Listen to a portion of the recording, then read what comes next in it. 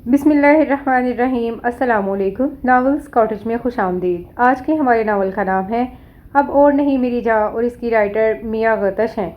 ये कहानी है अकराश और कशमाइन की। दोनों कज़न्स हैं, एक ही घर में क़याम पज़ीर हैं। दोनों की शादी तय हो जाती है, लेकिन रुखसती के वक्त एक अजीब सी सिचुएशन पैदा हो जाती है कि दुल्हन बेहोश हो जाती है। उसकी बेहोशी की वजह क्या थी और बाद में रुखसती कैसे होती है, ये सब जानते हैं इस नावल में।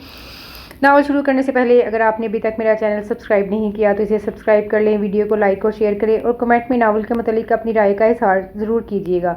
चलिए शुरू करते हैं आज का खूबसूरत सा नावल। अब और नहीं मेरी जान, चंचल हवा आकर मुझसे खेलेगी। चांद फिर एहतमाम से मेरे कमरे में उतरेगा।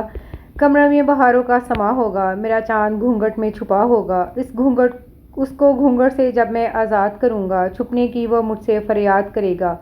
आँख का काजल, बिखरा आंचल, गजरा, मेहंदी और सिंगार, इतने होंगे उसके हथियार और मैं हूँगा खाली हाथ। खाली हाथों जब मैं उसको माला माल कर दूँगा, रात का आंचल धीरे धीरे ढलकर रुक जाएगा और आसमान का चांद मुझसे जलकर दूर कहीं छुप जाएगा। वाह वाह, ज़बरदस्त, बेइंतहा खूबसूरत। अदनान दानिश ने अपनी नज़म सुनाकर ख़त्म की तो चारों तरफ से दाद के डोंगरे बरसने लगे।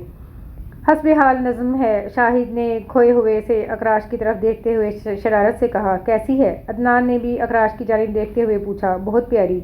उसने बरजब से आंखें बंद कर कहा, कौन? आमिर कमाल ने बेइंतहा चौंकने की एक्टिंग की। भाभी के नज़म। ज़ुबैर ने अकराश की मुश्किल आसान की। दोनों ही। अकराश ने उनकी छेड़छाड़ से लुत्फ़अंदोज़ होते हुए ढेठाई से कहा, तौबा तौबा। उन्होंने कानों को पकड़ते हुए शोर मचाया। इस बात पर अकराश और अदनान हाथ पर हाथ मारकर हंस दिए। ऐसा करो अदनान, तुम चंद शेर लिख कर अकराश की जेब में रख दो, रूनुमाई के वक्त इसके काम आएंगे। नवीद ने बड़ा अच्छा मशवरा दिया था। मैं इसके मिलने से कबल क्यों अशार का एहतमाम करूं? आम सा शख्स भी उसे देख कर तो शायर बन जाए। अकराश ने फ़ौरन जवाब दिया, माशाअल्लाह। खरबूजे ने खरबूजे को देख कर रंग पकड़ ही लिया। वसीम जो शायरी से चिढ़ता था, जलकर बोला था। काफ़ी देर से अदनान दानिशी की आवभगत जो हो रही थी और दूल्हा के करीब भी वही बैठा था। वैसे यार अदनान, तुम्हारा तखल्लुस क्या है? वसीम को चिढ़ता देखकर आमिर कमाल ने मौजू को और तवील किया। दानिश होगा। शाहिद ने क्यास लगाया। दानिश ज़िया मेरे वालिद मोहतरम का नाम है और मैंने अपना नहीं रखा हुआ है। अदनान ने संजीदगी से कहा, हालांकि रखना चाहिए। वसीम ने जलकर कहा, फिर अदनान ही का जिक्र जो था। तुम्हें अपना तखल्लुस ज़रूर रखना चाहिए, बड़ा चार्म होता है शाहिर के तखल्लुस में। नवीद अच्छे मशवरे देने में हमेशा आगे होता था। अदनान दानिश बेकार अच्छा रहेगा। अब तक वसीम जलकर राख हो गया था। सब उसकी बात से बहुत महजूज हुए। संजीदा सा टॉपिक मजाक की तरफ मुड़ गया। दुख सबसे अच्छा रहेगा। शाहिद ने हंसकर कहा, नहीं यार, ज़ख्मी बहुत अच्छा है। नवीद ने कहा तो डॉक्टर फ़हीम झट बोले, बिल्कुल ठीक, मरहम मैं लगाया करूँगा ज़ख्म पर नज़म और गज़ल के बाद सब ने एक शानदार कहका लगाया। सरे फहरिस्त वसीम था। अदनान भी हंसने लगा, जानता जो था इनकी फितरत को। इर्द गिर्द बैठे तमाम लोग उनकी बातों से लुत्फ़अंदोज़ हो रहे थे। आगा जान भी दूर बैठे कभी तनबीहन और कभी तफरीहन निगाह उन पर डाल लेते थे। कुछ देर बाद गुलरेज़ अंदर से भागता हुआ आया और जाने अपने दादा जान के कान में कौन सा सूर फूंका कि आगा जान के चेहरे पर तफक्कुरात की परछाइयाँ रकम हो गईं और वो उजलत में अंदर चले गए। फिर अपने पापा यानी ताबिश भाई के कान में कुछ कहा तो वो भी महफिल से उठकर चले गए। अकराश ने गुलरेज़ को इशारे से अपने पास बुलाया और बात पूछी, चाचू चाची बेहोश हो गई हैं। गुलरेज़ ने बड़ी राजदारी से इतला फराहम की, मगर सब ने सुन लिया और इसी बात का बतंगर बन गया। गुलरेज़ उल्टे कदमों अंदर भाग गया कि उसे अंदर की खबर भी लेना थी और अकराश के दोस्तों ने उसे निशाने पर धर लिया। यार, ये बेहोश होने का क्या चक्कर है? शाहिद ने राजदारी से पूछा तो अकराश उसे घूर कर रह गया। यार, घूरते हुए तुम इंतहाई खौफनाक लगते हो। कहीं तुमने उसे कभी घूर कर तो नहीं देख लिया था? शायद उसके जहन में आज तक तुम्हारी वही वाली फ़ोटो आ गई हो और वो खौफ से बेहोश हो गई हो। वसीम ने बड़े पते की बात की थी। नहीं यार, इतना शानदार मर्द तो किसी भी लड़की का ख्वाब हो सकता है। अदनान ने अकराश की हमायत की, ना कि ख्वाब में आया हुआ जिन। नवीद ने बात उचकी, एक ज़बरदस्त कहा फिर पड़ा था। अकराश बस पहलू बदल कर रह गया था। तुम्हें अटखेलियाँ सूझी हैं और मेरा यार उदास हो गया है। नईम ने खाम खा अकराश की टांग खींची। फिक्र की कोई बात नहीं। डॉक्टर फ़हीम उसे दिलासा देने के लिए उसके करीब आ गए। अभी तो रुखसती होने में 3-4 घंटे बाकी हैं, इंशाअल्लाह होश आ जाएगा। डॉक्टर फ़हीम ने नहायत पेशेवराना अंदाज में कहा तो सब हंसने लगे और फिर सब खाना खाने के लिए उठ खड़े हुए। अलबत्ता ताबिश भाई और आगा जान हंदूस अंदर गायब थे, जो कि अकराश के लिए परेशानी का सबब बन रहा था। مگر وہ ظاہر نہیں کر رہا تھا کہ ذرا سی بات کا بتنگڑ بنانا اس کے دوستوں کا محبوب مشغلہ تھا۔ ابھی تک تمہارے والد اور محترم تابش بھائی نہیں آئے، باہر کہیں کوئی سیریس بات تو نہیں ہو گئی؟ نوید نے پلیٹ میں بریانی ڈالتے ہوئے کہا۔ حالانکہ ڈاکٹر ہمارے پاس موجود ہے، تمہارے گھر والوں کو ہم سے رجوع کرنا چاہیے، اسی بہانے ہم بھی اندر چلے جاتے، وسیم نے پانی کا گلاس منہ سے لگاتے ہوئے کہا۔ تو ڈاکٹر فہیم جھٹ بولے، اسی بہانے تم اسے بے ہوشی میں ہی دیکھ لیتے اور منہ دکھائی کے پیسے دینے سے بچ جاتے۔ بالکل ٹھیک کہا تم نے، زبیر نے ڈاکٹر فہیم کو داد دی۔ اتنے میں بابا جان بڑی تیزی سے باہر آئے، متلاشی نگاہوں سے ادھر ادھر دیکھا، سرفراز ڈرائیور کو دیکھ کر اپنی طرف بلایا۔ سرفراز فوراً ان کی خدمت میں حاضر ہو گیا۔ تیسرا ڈاکٹر اب تک وہ لا چکا تھا۔ بابا جان نے اسے دوائی کا لکھا ہوا پرچہ تھمایا، کان میں کچھ کہا اور پھر اندر چلے گئے۔ سرفراز پر چالے کی کر گاڑی کی طرف چل دیا۔ پتہ نہیں کیا لکھا ہوا ہے، کیا مسئلہ ہے، جا کر پتہ تو کرو، شاہد نے تفکر سے کہا۔ ہاں بھائی معلوم کرو۔ سب واقعی پریشان ہو گئے تھے۔ اتنے میں تابش بھائی سامنے سے انہیں آتے دکھائی دیے۔ خیریت تو ہے نا تابش بھائی؟ نوید نے اجلت بھرے انداز میں ان سے پوچھا۔ ہاں بھائی خیریت ہے، تم کھانا کھاؤ، انہوں نے خوش دلی سے پرسکون انداز میں کہا۔ تو اکراش کچھ مطمئن سا ہو گیا۔ کوئی پریشانی کی بات تو نہیں؟ ان سب نے استفسار کیا۔ نہیں۔ تابش بھائی ہنسی روکتے ہوئے ان کے پاس ہی بیٹھ گئے۔ اکراش کو یوں لگا جیسے وہ ان سے کچھ چھپا رہے ہوں، لیکن اس نے کوئی استفسار نہ کیا۔ سب لوگ کھانے سے فارغ ہو کر رفتہ رفتہ چلے گئے اور وہ تمام دوست گول دائرے کی صورت میں کرسیاں لگا کر بیٹھ گئے۔ خوب لمبی نشست جمی، کسی کو دودھ پلائی کی رسم سے دلچسپی تھی، کسی کو جوتا چھپائی کی رسم اچھی لگتی۔ یار تمہاری کوئی سالی تو ہے نہیں، مزہ کیسے آئے گا؟ انہیں سالی کے نہ ہونے پر بڑا دکھ ہوا تھا۔ اتنے میں بھابھی آ گئیں اور ایک دم سنجیدہ ہو گئے۔ بھابھی کے احترام میں کھڑے ہو کر ان سب نے باری باری سلام کیا۔ بھابھی ان سب کو باری باری خوش اخلاقی سے جواب دے کر میزبانی کے فرائض ادا کرنے لگی کہ سب لوگوں نے کھانا کھا لیا ہے کہ نہیں؟ بھابھی کھانا تو ہم لوگوں نے کھا لیا ہے، اب یہ بتائیں کہ یہ رخصتی کس وقت ہوگی؟ نوید کو سب سے زیادہ جلدی تھی۔ ہاں میں تم لوگوں کو یہی بتانے آئی تھی کہ کشمائن کی طبیعت ٹھیک نہیں ہے، سخت بخار ہے اسے۔ ڈاکٹر احمد سکون کا انجیکشن لگا کر گئے ہیں اسے۔ ماموں جان نے کہا ہے کہ کشمائن کی طبیعت کے پیش نظر رخصتی فی الوقت نہیں ہوگی، آپ لوگ جانا چاہیں تو جا سکتے ہیں۔ یہ کیا بھابھی؟ ان سب نے احتجاجی نعرے بلند کیے۔ خاموش، بھابھی نے انہیں چپ کروایا۔ بابا جان بہت ٹینشن میں ہے، اس وقت شور نہ مچاؤ ورنہ مار بھی پڑ سکتی ہے۔ بھابھی شرارت سے ہنس کر کہہ کر چلی گئیں اور ان سب کے چہرے اتر گئے، جبکہ اکراش کا چہرہ ایک دم ہی سخت سا ہو گیا۔ نقوش تن گئے، وہ غصے سے اٹھ کر وہاں سے چلا گیا۔ تابش بھائی کی ہنسی روکنا بھی اس کی سمجھ میں آ گیا۔ تمام دوست بھی پیچھے پیچھے ہی آ گئے۔ کمرہ اوپر والے پورشن میں تھا، اس لیے گھر کے حالات حاضرہ سے کٹا ہوا تھا۔ ہائے کتنے ارمانوں سے ہم نے اپنے یار کی سیج سجائی تھی، زبیر نے موتیے کی ایک لڑی کو سونگھتے ہوئے بڑی حسرت سے کہا۔ تو نوید بیڈ پر گر کر گانا گانے لگا۔ سونی سیج پہ سیاں ساری رات میں جاگی، کوئی ٹیبل کوئی کھڑکی اور کوئی تالی بجانے لگا۔ سونی سیج پہ سیاں ساری رات میں کھانسی، وسیم نے اشارہ کرتے ہوئے کشمائن کی طرف سے گانا گایا تو سب ہرا ہرا کے نعرے لگانے لگے۔ البتہ اکراش خاموش ہی رہا۔ یارو میرا دل بہلاؤ، آج کی رات بڑی قاتل ہے۔ عامر نے شاعرانہ سے انداز میں اکراش کی کمر پر ہاتھ مارتے ہوئے اس کا حال دل بیان کیا تو وہ بھی ہنس پڑا۔ سب نے مل کر خوب ہلا گلا کیا۔ کبھی دلہن بن کر نوید بیٹھا اسٹیج پر تو شاہد دلہا بن کر اس کا گھونگھٹ اٹھاتا، تو کبھی زبیر دلہن بنتا تو وسیم اس کا گھونگھٹ اٹھاتا۔ سب سے مزے کی بات یہ کہ انہیں کوئی دوپٹہ نہ ملا، دوپٹے کی جگہ کسی نے تولیا، کسی نے روٹیوں کا دسترخوان استعمال کیا تھا۔ اکراش، عدنان اور ڈاکٹر فہیم کا ہنس ہنس کر برا حال ہو گیا تھا۔ جب آخر کار انتہا ہی ہو گئی تو نعیم نے اٹھ کر کمرے میں سے نئے اور پرانے سارے موزے تلاش کیے اور باری باری اپنی فرضی بھابھیوں کو دینا شروع کر دیے، بلکہ سنگھانا شروع کر دیے۔ سب شور مچاتے ہوئے بیڈ پر سے اترے اور پھر کمرے سے باری باری بھاگ گئے۔ کشمائن کا بخار بڑھتا ہی چلا جا رہا تھا۔ پھوپھو صفیہ سرہانے بیٹھی سورج یاسین کا ویٹ کر رہی تھی۔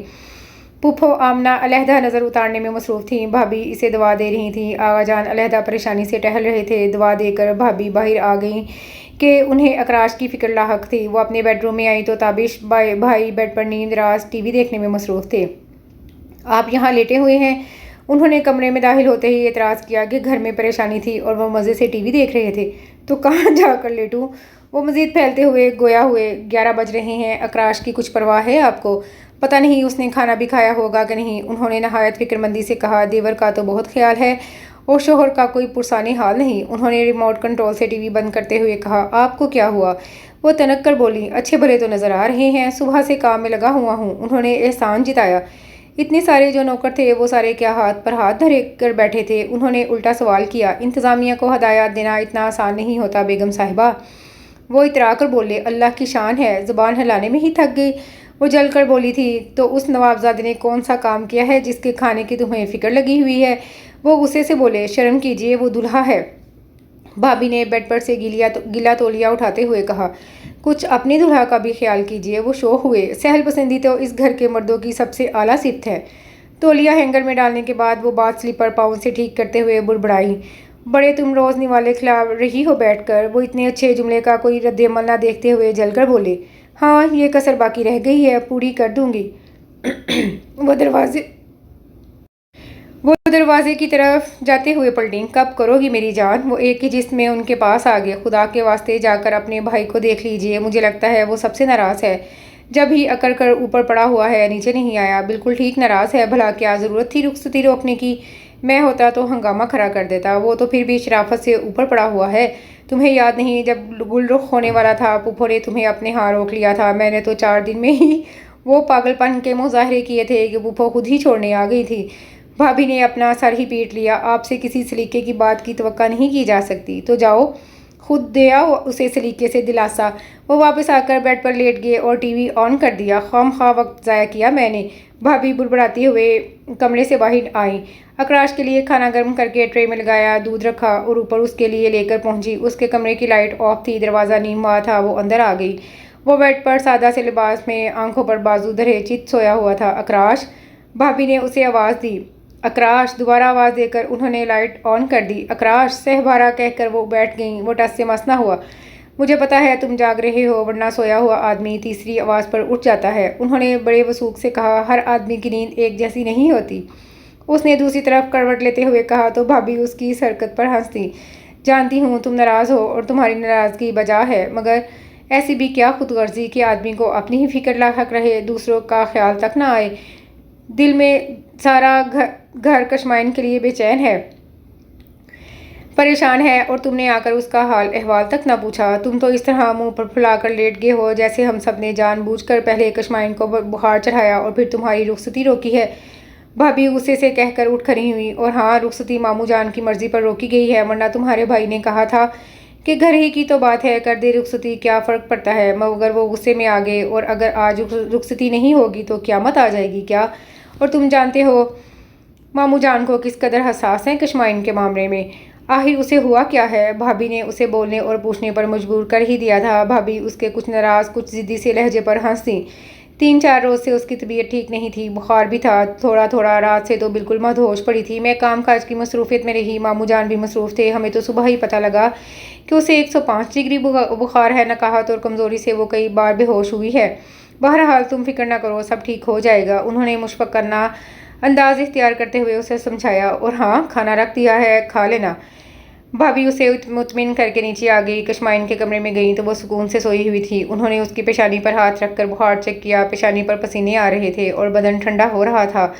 تھرمامیٹر سے باقاعدہ چیک کرنے کی غرض سے وہ اٹھیں کہ آغا جان بڑبڑاتے ہوئے کمرے میں آ گئے۔ دونوں بیٹے اس قدر ناہنجار ہیں کہ حد نہیں۔ رفیہ اور آمنہ کو گھر بھجوانا تھا، ساری حویلی کے دروازے ایسے ہی کھلے پڑے تھے، باہر کا بکھیرا علیحدہ پھیلا ہوا تھا۔ مجال ہے جو ذمہ داری سے کر لیں کچھ، بس باپ نے نوکر چھوڑے ہوئے ہیں، انہیں کیا فکر؟ وہ اپنے بیٹوں کو لان تان کر کے بیٹھ گئے۔ کیسی طبیعت ہے اب شامی کی؟ ان کا غصہ ٹھنڈا ہوا تو وہ بھابی سے مخاطب ہوئے، آپ بے فکر ہو کر سو جائیے، بخار کچھ ہلکا ہوا ہے، انشاءاللہ دوا سے اور فرق پڑے گا، میں سو رہی ہوں شامی کے پاس۔ بھابی نے آغا جان کو مزید پریشان نہ ہونے کی غرض سے مطمئن کیا، جیتی رہو۔ آغا جان نے ان کے سر پر ہاتھ رکھ کر شفقت سے دعا دی، ایک تم ہی تو ہو جو میں کچھ زندہ ہوں، ورنہ میرے بیٹے لاحول ولا۔ بھابی ان کی بات پر ہنس دی۔ آغا جان اپنے کمرے میں چلے گئے۔ آغا شہاب الزمان کے 2 بیٹے اور 2 بیٹیاں تھیں۔ آغا خلیق الزمان اور شفیع الزمان باپ کی وراثت کے برابر کے مالک تھے۔ آغا خلیق الزمان کی شادی تو ان کے والد محترم کی زندگی میں ہو گئی تھی، جبکہ شفیع الزمان کی صرف نسبت طے تھی چچا کے ہاں۔ والد کی وفات کے بعد شفیع الزمان نے اس نسبت سے انکار کر دیا اور اجنبی خاندان غیر ذات سے حمیدہ بیگم کو بیاہ لائے، جو کہ آغا فیملی کی عزت و ناموس پر ایک بھرپور تماچا تھا۔ آغا خلیقُالزماں نے عزت و ناموس کو اولویت دی اور حمیدہ بیگم کو قبول کرنے سے انکار کر دیا۔ اس بات کا شفیع الزماں پر خاطر خواہ کوئی اثر نہ ہوا کیونکہ وہ حمیدہ بیگم کے حسن پر جی جان سے فدا ہو چکے تھے، سو انہوں نے اپنے سسرال میں ہی رہنا شروع کر دیا۔ آغا خلیقُالزماں کے ہاں ایک نئے وارث نے جنم لیا تو انہیں اس خوشی کے موقع پر بھائی کی کمی سے شدت سے محسوس ہوئی۔ انہوں نے اپنے بیٹے کا نام تابش زماں رکھا۔ حمیدہ بیگم کے والد حیات نہ تھے، صرف ان کے دو بھائی تھے، لطیف اور جمال۔ حمیدہ بیگم اور اس کے بھائی کم تر طبقے کے لوگ تھے، طرز زندگی بھی کچھ خاص نہ تھا۔ خلیق الزماں کا خیال تھا کہ کچھ عرصہ کے بعد ان کا بھائی زندگی کی مصیبتوں سے گھبرا کر واپس لوٹ آئے گا، مگر ایسا نہ ہو سکا اور شفیع الزماں کے ہاں ایک بیٹی نے جنم لیا جس کا نام انہوں نے شاہینہ رکھا۔ خلیق الزماں تمام باتیں پس پش ڈال کر بھائی کو لینے آ گئے کہ انہیں بیٹی ہونے پر بے انتہا خوشی ہوئی تھی۔ حویلی میں آتے ہی حمیدہ بیگم نے اپنے شوہر کی وراثت کا بٹوارا کرنے کا مطالبہ کر دیا، جس کا انہیں بے حد افسوس اور صدمہ ہوا، لیکن انہوں نے جائیداد کے حصے بکھرے نہ کیے کیونکہ وہ جانتے تھے کہ ان کا بھائی بے راہ روی کا شکار ہے اور وہ دولت کو بیکار کاموں میں لٹا دے گا، سو حمیدہ بیگم کا مطالبہ پورا نہ ہو سکا۔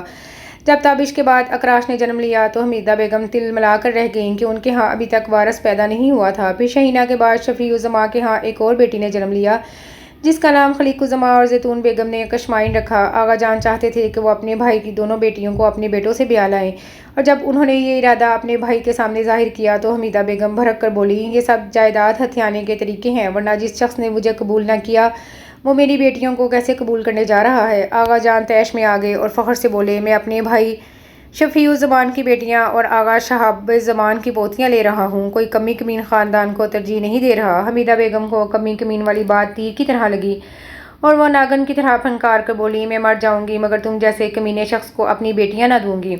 آغا جان ایک معمولی عورت کے منہ سے یہ بات برداشت نہ کر پائے اور بڑے طنز سے مسکرا کر بولے، کون لے گا تمہاری بیٹیاں؟ بات شفیع الزماں کو ہتھے سے اکھاڑ لے گئی۔ بات اس قدر بڑھی کہ بھائی بھائی کا دشمن ہو گیا۔ آخرکار شفیع الزماں اپنے حصے کی تمام جائیداد اور بیوی بچوں کو لے کر واپس اپنے سسرال آ گئے اور باقاعدہ وہاں رہائش اختیار کر لی۔ اپنی دولت سے اپنے سسرال کا طرز زندگی بھی بلند کیا اور بیوی کے بھائیوں کو کاروبار کے لیے رقم بھی دی۔ شفیع الزماں کے حصے میں دولت اس قدر آئی تھی کہ اگر وہ بیٹھ کر بھی کھاتے تو زندگی آرام سے گزر جاتی، لیکن ایسا نہ ہو سکا۔ کچھ تو شفیع الزماں کی زندگی بے راہ روی کا شکار تھی، کچھ لطیف اور جمال نے انہیں زندگی کی شرطوں سے مزید روشناش کروا دیا جس نے شفیع الزماں میں کسی بھی صلاحیت کو پنپنے نہ دیا۔ خلیق الزماں الگ بھائی کی ہٹ درمی اور بربادی پر دل کے عارضے میں مبتلا ہو گئے تھے۔ حمیدہ بیگم کے بڑے بھائی لطیف نے بہن کو اکسا بھڑکا کر اپنے بیٹے اقبال کا رشتہ شاہینہ کے لیے مانگ لیا، جس پر حمیدہ بیگم کی خوشی دیدنی تھی۔ انہوں نے شاہینہ کا نکاح اقبال سے کر کے خلیق الزماں کے منہ پر تماچا دے مارا، جبکہ کشمائن کی صرف نسبت طے تھی چھوٹے بیٹے شوکت کے ساتھ۔ حمیدہ بیگم کے دونوں بھائیوں نے دولت ہتھیانے کے لیے بہن سے چھپ کر بہنوئی کو نشے کا عادی بنا دیا۔ جب حمیدہ بیگم کو علم ہوا کہ ان کا شوہر موت کی طرف خود اپنے قدموں سے چل کر جا رہا ہے تو وہ بھائیوں سے الجھ گئیں۔ بھائیوں نے سارا الزام خلیق الزماں پر رکھ دیا کہ انہوں نے انتقام لینے کے لیے ایسا کیا ہے، لیکن جلد ہی حمیدہ بیگم نے اپنی آنکھوں سے اپنے بھائیوں کو شفیع الزماں کو زہر پلاتے دیکھ لیا۔ وہ اپنے سہاگ کو لٹتا دیکھ نہ سکیں، ان کے خون میں آگ سی لگ گئی۔ جن سانپوں کو وہ دودھ پلا رہی تھیں وہی انہیں ڈس رہے تھے، ان کی جڑیں کاٹ رہے تھے، ان کا سائبان چھین رہے تھے۔ انہوں نے فوراً ریوالور نکالا اور بھائیوں پر تان لیا۔ لطیف اور جمال ہکا بکا رہ گئے۔ حمیدہ بیگم نے ایک لمحہ بھی تاخیر کیے بغیر گولی چلا دی۔ لطیف اور جمال ہوش میں تھے، اپنا دفاع کر گئے، لیکن گولی شفیع الزماں کے سینے میں پیوست ہو گئی۔ اپنے ہاتھوں سے اپنے شوہر کو ختم کر کے حمیدہ بیگم کے حواس باقی نہ رہے اور وہ پاگل ہو گئیں۔ لطیف اور جمال نے من گھڑت داستان بنا کر اور پاگل پن کو ڈھال بنا کر قانونی طور پر نجات حاصل کر لی۔ کتنے عرصے تک حمیدہ بیگم پاگل خانے میں گلتی سڑتی رہیں اور پھر ابدی نیند سو گئیں۔ دونوں بیٹیاں ان لوگوں کے پاس رہیں۔ خلیق الزماں نے بہت کوشش کی کہ وہ کسی طرح سے دونوں بھتیجیوں کو ان کے چنگل سے آزاد کرا لیں۔ بھائی کی موت نے انہیں بالکل توڑ پھوڑ کر رکھ دیا تھا، لیکن ایسا نہ ہو سکا کیونکہ شاہینہ باقاعدہ اقبال کی منکوحہ تھی، جبکہ کشمائن ابھی چھوٹی تھی۔ شاہینہ اپنا اچھا برا جاننے لگی تھی، جبکہ کشمائن کو کچھ علم نہ تھا۔ خلیق الزماں کے دن کا چین اور راتوں کی نیند حرام ہو رہی تھی۔ معاملہ اگر بیٹوں کا ہوتا تو شاید وہ آنکھیں بند کر لیتے، مگر بیٹیوں کی طرف سے لا علمی عزت و ناموس پر دھبے کی علامت تھی۔ آخرکار آغا جان قانونی طور پر کشمائن کو لینے میں کامیاب ہو گئے اور فوراً ہی اس کا نکاح اکراش سے کر کے اس کے مستقبل کو محفوظ کر دیا، جبکہ ابھی تابش کی نسبت ہی طے ہوئی تھی بینا کے ساتھ۔ اس وقت تابش کالج میں اور اکراش اسکول میں پڑھتا تھا۔ آغا شان نے کشمائن کو حاصل کرنے کے بعد شاہینہ کے لیے بڑی تگ و دو کی اور انہوں نے یہ فیصلہ کیا کہ چاہے انہیں ساری جائیداد جو شفیع الزما کی تھی لطیف اور جمال کو دینی پڑے، وہ شہینہ کو آزاد کرا کے لے جائیں گے، مگر ایسا نہ ہوا اور اس سے قبل ہی خبر آ گئی کہ شہینہ نے بجلی کے تاروں کو ہاتھوں پر لپیٹ کر سوئچ آن کر دیا اور خودکشی کر لی۔ اس قدر بھیانک موت پر آغا جان تب وہ خود سے رہ گئے اور انہوں نے فیصلہ کر لیا کہ وہ انہیں قانونی طور پر سزا دلوا کر رہیں گے۔ انہوں نے شہینہ کے قتل کا مقدمہ دائر کر دیا اور ٹھوس دلائل کی بنیاد پر لطیف، جمال اور اقبال مجرم ثابت ہوئے، انہیں جیل بھجوا دیا گیا۔ شہینہ کی خودکشی کی وجہ بھی عدالت میں ان کے اقبال جرم سے پتہ چلی۔ وہ لوگ چاہتے تھے کہ شہینہ اپنے تایا جان سے مراسم بڑھا کر کشمائن کو بھی لے آئے اور اپنے والد کی جو بچی کچی جائیداد ہے ان کی جھولی میں ڈال دے۔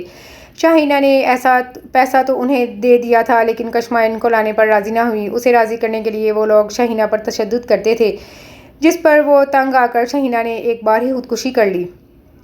زیتون بیگم نے اور آغا جان نے کشمائن کو بالکل بیٹیوں کی طرح لاڈ سے پالا اور اس کی ہر خواہش کو پہلا مقام دیا۔ تمام حالات وقتاً فوقتاً تابش اور اکراش کے سامنے آتے رہے۔ اکراش نے اول دن سے ہی کشمائن کو خاص اہمیت اور مقام نہ دیا، جبکہ تابش اپنا بڑا پن رکھتے اور کشمائن کے ساتھ محبت سے پیش آتے، کیونکہ وہ اچھی طرح جانتے تھے کہ جو کچھ بھی چاچا شفیع نے کیا اور چچی نے کیا اس میں کشمائن کا کوئی قصور نہیں، جبکہ اکراش کے دل میں یہ بات بیٹھ گئی تھی کہ چاچا اور بچی کی وجہ سے بابا جان کو بہت سے صدمات سے دوچار ہونا پڑا ہے۔ حمیدہ بیگم اچھی عورت نہیں تھی، اسی وجہ سے بھائی کو بھائی سے علیحدہ کر دیا اور کشمائن حمیدہ بیگم کی بیٹی تھی۔ وہ کشمائن جو گھر بھر کی آنکھ کی ٹھنڈک تھی، اکراش کے لیے باعث نفرت رہی، کچھ اس لیے بھی کہ والدین اسے بہت چاہتے تھے سب کچھ جاننے کے باوجود، اور کچھ اس لیے بھی کہ وہ بابا جان کی حمایت حاصل کر کے ہمیشہ اوٹ پٹانگ قسم کی حرکتوں میں وقت ضائع کرتی رہتی۔ پڑھائی کی بھی تو وہ انتہائی چور تھی، اسکول جانے کے نام پر اس کا دم نکلتا تھا، روزانہ بخار کا بہانہ کر کے وہ دم سادھ لیتی، کبھی بیلا، کبھی مینا اور کبھی شادہ کے گھر پائی جاتی۔ انہی دنوں تابش بھائی کی شادی بینا بھابھی سے ہوئی۔ بینا بھابھی دلہن بن کر حویلی میں آئی تو کشمائن کی دلچسپیاں مزید بڑھ گئیں۔ بھابھی کے رنگ برنگے کپڑے، زیور، میک اپ سے وہ بہت مرغوب ہوتی اور خود بھی ہر وقت دلہن بننے کے چکر میں رہتی۔ وہ تھی ہی اتنی پیاری کہ بھابھی اسے خود اپنے ہاتھوں سے سجاتی تو وہ بالکل شہزادی لگنے لگتی۔ اور ایک روز زیتون بیگم ہنستا بستا گھر چھوڑ کر خالق حقیقی سے جا ملی۔ بڑی اماں کے مرنے پر وہ بہت روئی تھی کہ ہوش سنبھالتے ہی اس نے انہیں ماں کی صورت میں پایا تھا۔ ان کے جانے کے بعد اس طرح وہ مزید بڑے ابا کے قریب ہو گئی۔ بڑے بابا یعنی آغا جان اسے ہمیشہ تابش اور اکراش پر ترجیح دیتے تھے۔ آغا جان اس پر پڑھائی کے معاملے میں زیادہ سختی نہ کرتے تھے، اس لیے کوئی اور بھی اس معاملے میں دخل اندازی نہ کرتا۔ نتیجتاً کشمائن نہ پڑھ سکی، جبکہ اکراش اپنے تعلیمی مدارج بتدریج طے کرتا جا رہا تھا۔ 4 سال بعد وہ اپنی تعلیم مکمل کر کے اپنے آبائی گاؤں لوٹا تھا۔ حویلی میں بہت کچھ بدل گیا تھا۔ تابش بھائی بالترتیب 4 بچوں کے باپ بن چکے تھے۔ گلریز، گلرخ، گلشاد 3 بیٹے اور رحمہ 1 بیٹی تھی۔ بھابھی جان مکمل طور پر رکھ رکھاؤ والی ماں لگتی تھیں۔ آغا جان اپنے کردار و افکار کی بدولت گاؤں کے تمام لوگوں کے لیے سرپرست کی حیثیت رکھتے تھے۔ بدلہ نہیں تھا تو صرف ایک کشمائن کا طرز زندگی، وہی اٹکھیلیاں، بننا سنورنا، کھیلنا کودنا بدستور قائم تھا۔ گاڑی سڑک پر رواں دواں تھی، شام کے دھندلوں کے سائے پھیل رہے تھے، سرسبز جھومتے لہلہاتے کھیت، صبح روی سے بہتا ندی کا پانی، قداور تناور درختوں کا قطار بقطار گاڑی کے ساتھ چلنا، سب کچھ بہت بھلا لگ رہا تھا۔ اس کے ساتھ عامر کمال بھی آیا تھا۔ دونوں مناظر سے لطف اندوز ہوتے، باتیں کرتے ہوئے اپنی منزل کی طرف رواں دواں تھے کہ راستے میں انہوں نے آم کے باغوں میں گاؤں کی بہت سی ساری الڑ دوشیزاؤں کو کھیلتے دیکھا۔ وہ ہنستے اور کھیلنے میں اتنی مصروف تھیں کہ ارد گرد کا ہوش نہ تھا۔ سر فہرست ان میں کشمائن بھی تھی۔ عامر کمال بڑی دلچسپی سے انہیں دیکھنے لگا۔ اس نے تیزی سے گاڑی وہاں سے نکال لی، جس پر عامر کمال منہ بنا کر رہ گیا۔ اسے کشمائن کا یہ انداز ذرا اچھا نہ لگا تھا۔ حویلی میں اس کے آنے پر خاص اہتمام کا انتظام ہوا تھا۔ تابش بھائی اور بچے سب اس کے آ جانے پر بے انتہا خوش ہوئے تھے۔ کھانے کے وقت بابا نے کشمائن کے بارے میں پوچھا تو بھابھی نے بتایا وہ بیلا کے گھر گئی ہوئی ہے، مگر وہ تو باغ میں کھیل رہی تھی۔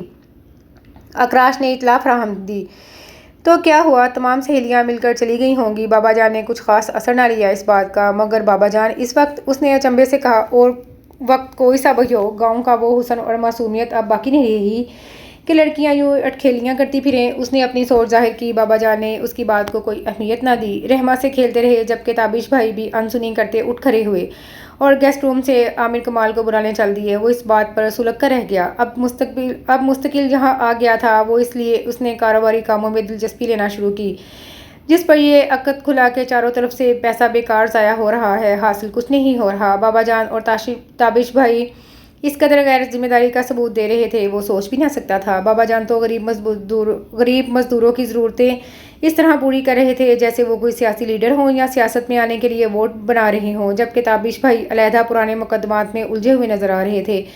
और फिर ताबिश भाई और बाबा जान से उसने दो टोक बात भी की कि क्या सोचकर उन लोगों ने सब कुछ मुंशी और मुलाजमों के हवाले कर रखा है। आम के इतने बागात सीज़न पर बेहतरीन आम देते हैं, क्यों इन लोगों ने किसी फर्म से बाकायदा कॉन्ट्रैक्ट नहीं किया जहां फल आसानी से सप्लाई होता।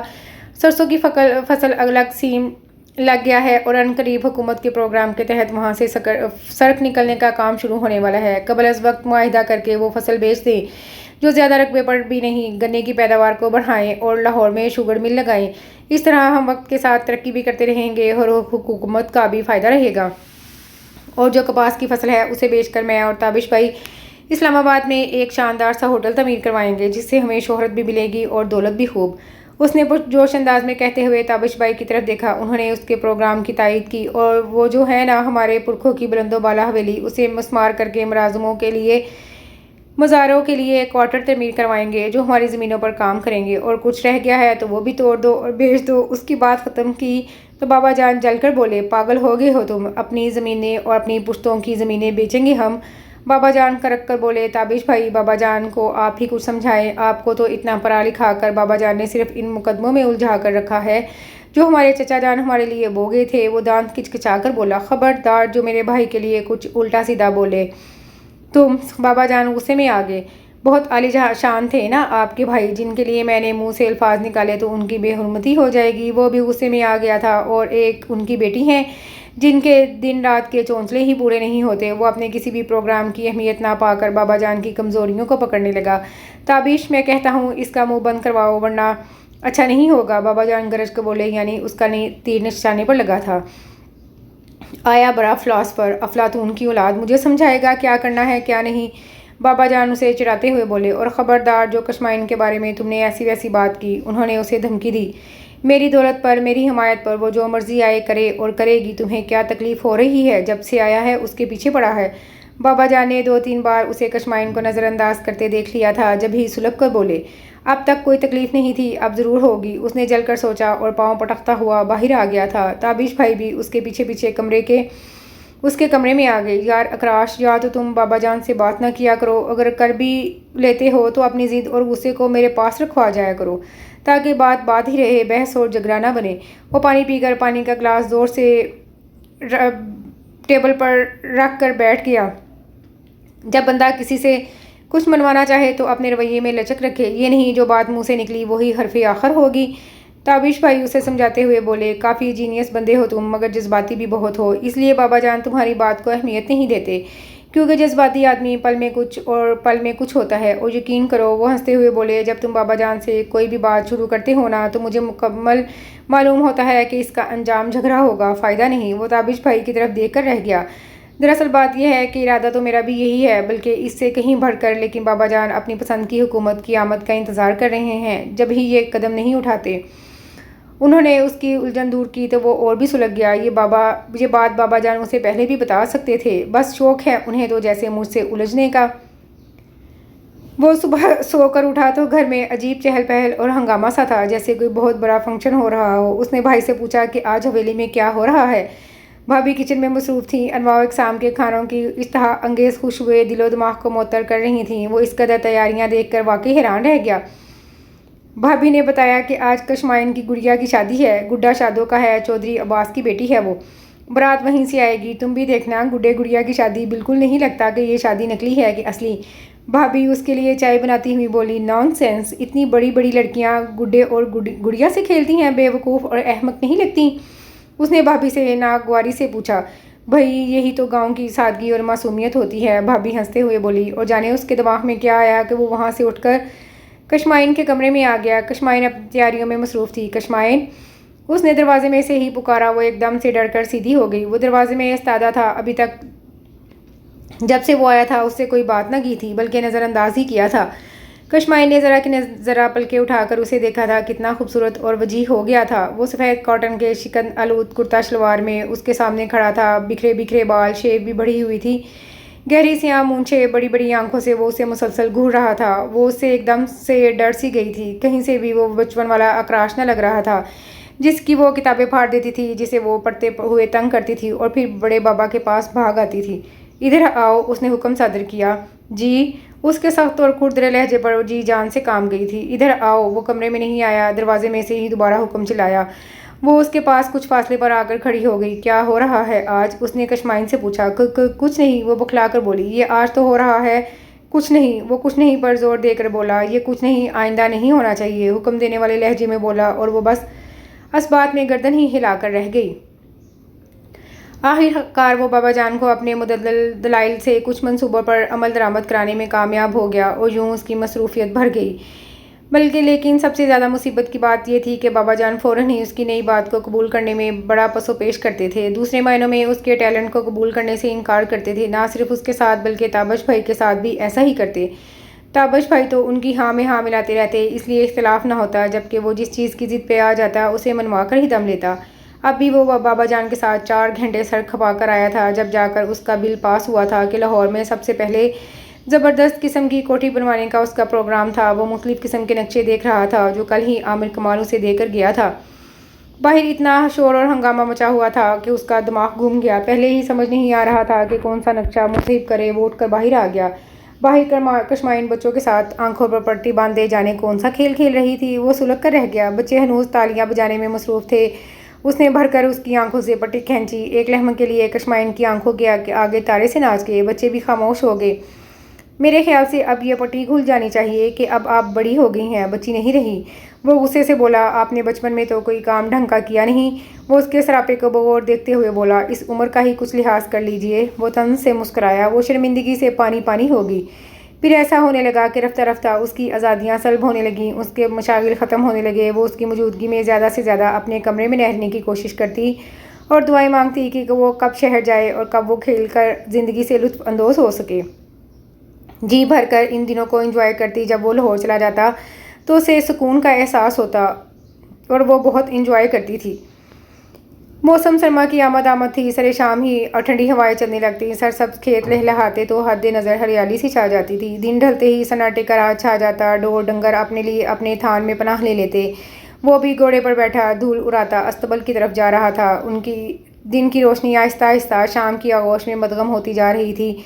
उसकी नज़र घने दरख्तों में पड़ी, जहाँ कशमाइन शौकत के साथ बैठी जाने किन बातों में मसरूफ़ थी कि उसे इर्द गिर्द की खबर ही ना थी। शौकत जाने उसे कौन से किस्से सुना रहा था कि उसका हंस हंस कर बुरा हाल हो रहा था। उसके तन बदन में आग ही लग गई। कशमाइन और शौकत, वो चकरा कर रह गया। ये शौकत यहाँ कैसे आया? क्या बाबा जान को पता है कि ये दोनों मिलते हैं? शायद मिलते ही हो, तभी तो इसी तरह बातें कर रहे हैं। मगर बाबा जान ने उन्हें इजाज़त कैसे दी? दोनों ख़ानदान में तो अलहदगी थी। बकौल बाबा के उन्होंने उसके बाप को और चाचा को जेल करा दी थी। क्या इसके बावजूद इन दोनों की निस्बत बाकी है? उसे बेइंतहा हैरत हुई। वो गोरा दुराता हुआ उन दोनों के करीब ले आया। शौकत ने उसे देखा तो उठकर चला गया। उसका मतलब था कि वो छुपकर उससे मिलने आया था। अगर वो बड़ों की इजाज़त से उससे मिलने आता तो यूं चोरों की तरह ना भागता। कशमाइन भी उसे देखकर उठ खड़ी हुई थी। वो घोड़े को एड़ लगाकर नीचे उतरा और घोड़े की लगाम थामे चलता हुआ उसके पास पहुंचा। ये शौकत यहाँ क्या लेने आया था? उसने खोजती निगाहों से उसका जायज़ा लेते हुए पूछा। आप जानते हैं शौकत को? उसने खुश होकर पूछा था। हाँ, बहुत अजीम हस्ती है ये, इसे कौन नहीं जानता? वो जलकर बोला था। पढ़ता था ये मेरे साथ, इंटर तक पढ़ा है इसने मेरे साथ। उसने उसे इत्तला फराहम की थी। क्या करने आया था ये? वो गज़ब के आलम में बोला। वो शौकत के बाबा और चाचा आए थे आज बड़े बाबा से मिलने। शौकत यहाँ आ गया था। उसने सादगी से बता दिया। तुम्हें पता है क्या वक्त हो रहा है? इस कदर सन्नाटे में तुम एक अजनबी शख्स के साथ जो बैठी थी, तुम्हें एतबार था उस पर? वो अपना गुस्सा ज़ब्त करते हुए बोला था। वो बस हमनकों की तरह उसकी शक्ल देख कर रह गई। मैं बड़े बाबा से पूछ कर आई थी। वो मासूमियत से बोली कि शौकत के साथ बातें करने जा रही हूँ। उसने टुकड़ा लगाया। नहीं, शौकत तो रास्ते में मिला था। वो जल्दी से बोली। पहले कितनी बार मिल चुकी हो तुम शौकत से? वो बाकायदा तफ्तीश पर उतर आया। पहली बार शौकत ने ही बताया था कि वो मेरे मामू का बेटा है। मेरी बड़ी बहन, उसके बड़े भाई। खामोश।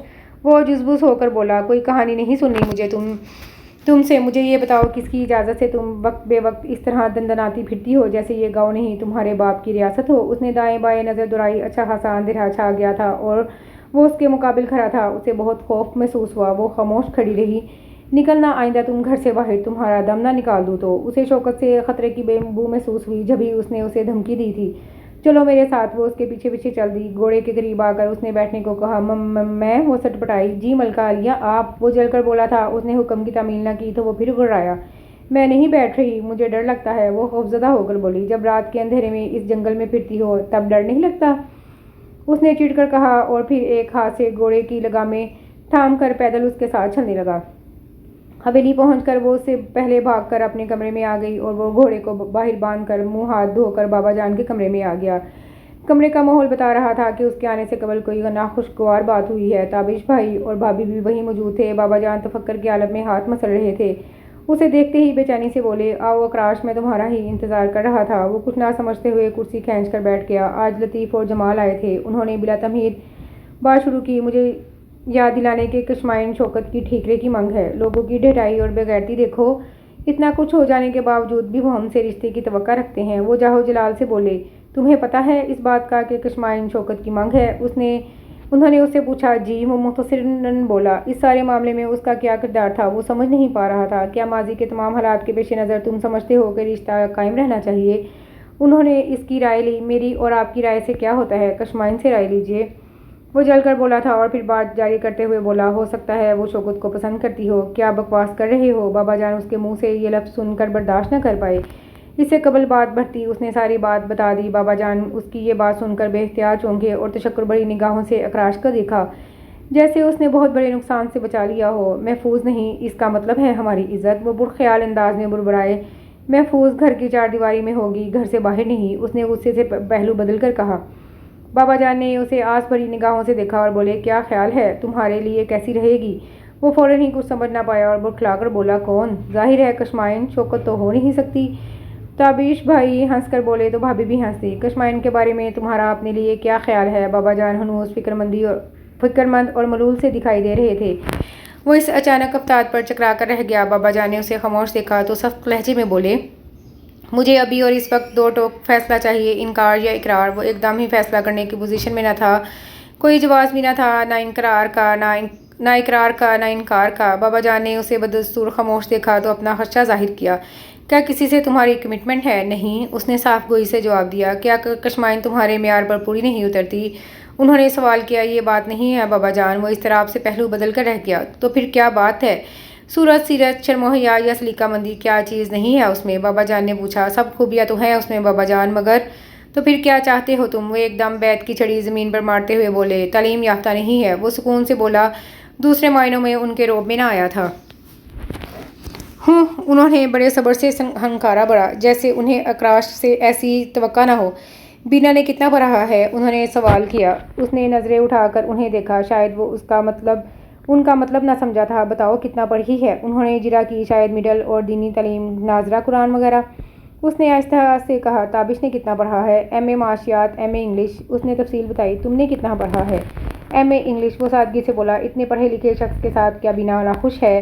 انہوں نے پھر سوال کیا۔ اس نے بوکھلا کر مدد طلب نگاہوں سے تابش بھائی کو دیکھا۔ کیا بینا گھرداری نہیں جانتی؟ بچے شوہر نہیں سنبھال سکتی؟ سوسائٹی میں موو نہیں کر سکتی؟ کیا ایک مکمل عورت کی صنعت صرف اور صرف تعلیم ہے؟ اگر ایسا ہے تو پھر 100 میں سے صرف 20 یا 25 عورتیں مکمل عورتیں ہیں اور باقی کچھ بھی نہیں، بلکہ میرے خیال سے اس طرح مغرب کی عورتیں صرف عورتیں ہیں، مشرق کی عورت کچھ بھی نہیں۔ انہوں نے طنز کیا۔ بابا جان، آپ اس طرح تعلیم کی اہمیت سے انکار کر رہے ہیں؟ وہ دبے دبے انداز میں بولا، میں تعلیم کی اہمیت سے انکار نہیں کر رہا، بلکہ تم صرف اور صرف تعلیم کو اہمیت دے رہے ہو۔ اگر میں تعلیم کی اہمیت سے انکار کرتا تو تم دونوں کو کیوں پڑھاتا؟ بولو، جواب دو۔ انہوں نے اس سے پوچھا۔ کشمائن کی تعلیم پر میں نے توجہ نہ دی، میرا قصور ہے، اسے لاڈ پیار میں ہی رکھا۔ شاید میں اس گمان میں رہا کہ بیٹیوں کی تعلیم نہیں، اصل چیز تربیت ہوتی ہے۔ وہ رنجیدہ ہو کر بولے، بہرحال اگر تم سمجھتے ہو کہ کشمائن تمہارے لائق نہیں تو میں زیادہ اصرار نہ کروں گا، سوچنے کا موقع دیتا ہوں تمہیں۔ اور ہاں، یاد رکھنا، دونوں صورتوں میں کشمائن اس گھر کی بہو بنے گی، تمہاری نہیں تو تابش کی۔ انہوں نے یہ کہہ کر منہ موڑ لیا۔ بھابھی کو ایک دم کرنٹ سا لگا، چہرے پر کئی رنگ آئے اور چلے گئے۔ وہ اپنی جگہ ہل کر رہ گیا۔ البتہ تابش بھائی مکمل سکون اور اطمینان سے بیٹھے اخبار پڑھتے رہے۔ یعنی یہ فیصلہ اٹل ہے؟ وہ اس بات کو برداشت نہ کر پایا تھا۔ ہاں، یہ فیصلہ اٹل حقیقت ہے، بابا جان نے سختی سے کہا تو وہ غصے سے اٹھ کر کمرے سے باہر آ گیا۔ بینا بھی اپنے کمرے میں آ کر بے چینی اور بے بسی سے ادھر ادھر ٹہلنے لگی۔ تابش بھائی البتہ رحمت کے ساتھ کھیلتے رہے۔ اگر اکراش نے ہاں نہ کی تو کیا بنے گا؟ وہ ہاتھ مسلتے ہوئے بولی۔ تابش بھائی ایک زوردار قہقہا مارے بنا نہ رہ سکے۔ तमाम औरतें अंदर से एक सी ही होती हैं, चाहे कितनी ही एसार वाली रख रखाव वाली बनती भी रहें। भाभी ने खफगी से उन्हें देखा और आंसू साफ करने लगी। वो उठकर उनके पास आ गए। अकराश हाँ करे या ना, दोनों सूरतों में कशमाइन उसी की है और तुम मेरी। वो उनके गिर्द बाहें डालते हुए बोले, क्योंकि कशमाइन और अकराश का निकाह बचपन में ही हो गया था। इस धमाके पर भाभी चकरा कर रह गईं और फिर उन्होंने सारी बात बता दी। मगर मामू जान ने ऐसा क्यों किया, साफ साफ क्यों नहीं बताया उसे? कि इसलिए कि वो जानते हैं शेर को किस तरह और किस रुख पर पिंजरे में कैद किया जाता है, और उन्होंने मुझे भी बड़े जाल फैलाकर तुम्हारे लिए ऐसे ही काबू में किया था। वो मुस्कुराकर बोले, बिना हंसती, दरअसल बात यह है कि अकराश नहायत जिद्दी तबीयत का मालिक शख्स है। अगर हम उसे पहले बता देते तो वो बेजा ठोन से गए फैसले को कबूल ना करता और जिद में आकर यकीनन कोई गलत सलत बात कर बैठता। इसलिए बाबा जान ने उसे हैरान और परेशान नहीं किया, बल्कि उसकी राय को अहमियत दी है, क्योंकि शादी तो हर हाल में बाकायदा होनी ही है। अब देखो क्या सोचता है वो। बहरहाल बात ऐसी की है बाबा जान ने कि उसे सोचने पर मजबूर कर दिया है। वो महजूज होते हुए बोले, और अगर उसने फिर भी इनकार कर दिया तो फिर? बीना ने किसी अंदेशे के तहत पूछा। तो फिर घाटे में रहेगा, ताबिश भाई ने हंसकर कहा। और वैसे भी लतीफ़ और जमाल को बाबा जान निकाह नामा दिखाकर उनका पत्ता साफ ही कर चुके हैं। और मज़े की बात बताऊं तुम्हें, वो हंसते हुए बोले, पहले तो उन लोगों ने कशमाइन का रिश्ता मांगा। जब बाबा ने उन्हें इनकार किया तो उन्होंने निकाह नामा निकाल लिया और कशमाइन को शौकत की मनकूहा जाहिर किया और धमकी दी कि वो कोर्ट के ज़रिए उसे हासिल कर लेंगे। बाबा जान भौंचका रह गए कि ये क्या हुआ। लेकिन मैंने पहले अपने निकाहनामा की डेट देखी, फिर उनके निकाहनामा की। हालांकि मैं जानता था कि बल्कि बाबा जान भी कि ये निकाहनामा जाली है, मगर बहस का कोई फ़ायदा ना था। हमारे पास जो निकाहनामा था उसके 2 माह के बाद की, जबकि कशमाइन भी हमारे पास आ चुकी थी। उनके निकाहनामे पर डेट थी। मैंने उनसे कहा कि तुम लोगों ने निकाह पर निकाह करवाया है, जिस पर तुम्हें कानूनी और शरई सख्त सज़ा मिलेगी, और निकाह वही बरकरार रहेगा जो पहले हुआ था। हमने अपने वाला निकाहनामा उन्हें दिखाकर हैरान कर दिया। उन्हें ज़रा भी तवक्का न थी हमसे इस किस्म की जवाबी कार्रवाई की। अपने मुंह से माफ़ी मांग कर गए हैं कि ये निकाहनामा जाली था और इन पर किसी किस्म की भी कानूनी चारा जोई ना की जाए। और फिर राजदारी से बोले, अभी तुम अकराश को ना बताना ये निकाह वाली बात, वरना सारा गेम ख़राब हो जाएगा। कितने चालाक हैं आप और मामू जान। वो हंसते हुए बोली, देख लो, इसीलिए तो मेरा और बाबा जान का कोई इख्तलाफ नहीं होता कि हम दोनों की सोच तो एक जैसी है। वो इतरा कर बोले, अलबत्ता अकराश ज़रा वखरा सा बंदा है। वो दोनों हाथों को सर के नीचे रखते हुए लेट गए। कशमाइन तो बेचारी सर पकड़ कर रोएगी। वो आंखों में उनके मुस्तकबिल का कोई अच्छा सा मंजर भरते हुए शरारत से बोले थे, बस बस, इतना आगे जाने की ज़रूरत नहीं है। बीना ने उन्हें वहीं टोक दिया, वैसे ज़बरदस्त जोड़ी होगी उन दोनों की। वो तकिया गोद में रखते हुए बोले, शानदार। बीना ने भी तारीफ़ की थी, बिल्कुल हमारी तरह। वो बड़े एतमाद और फ़ख्र से बीना की तरफ वालहाना अंदाज में देखते हुए बोले, आपको बहुत शौक़ नहीं है अपनी बातें करने का? बीना ने उनसे नज़रें चुराते हुए कहा और रहमा के बालों से खेलते हुए कहा, कल से मैं शादा, फजला, नूरी और चीमा की बातें किया करूँगा। उन्होंने जलकर कहा और करवट बदल कर लेट गए। बीना उनकी चौड़ी सी पुश्त को देखकर मुस्कुरा दी। बाबा करमदीन तो रह ही गया, उसकी बातें कौन करेगा। बीना ने उनकी खफकी से हंस उठाते हुए एक और मुलाजिम की याद दहानी कराई, बात नहीं करो मुझसे। वो उन्हें डपट कर बोले थे, जो हुक्म जनाब का। बीना उन्हें जलाने वाले अंदाज में बोली और महजूज होकर उठ खड़ी हुई, लेकिन दूसरे ही लम्हे उन्होंने भरकर उसकी कलाई थाम ली। इस बात से वो इतना डिस्टर्ब हुआ कि उसने मुस्तकिल लाहौर जाने का इरादा कर लिया और भाभी से कहा कि वो उसकी पैकिंग कर दे। भाभी की तबीयत ठीक नहीं थी। भाभी ने कशमाइन से कह दिया कि अकराश कह कर गया है वो लाहौर जा रहा है, तुम ज़रा उसके 2-3 जोड़े प्रेस करके उसके सूटकेस में रख दो।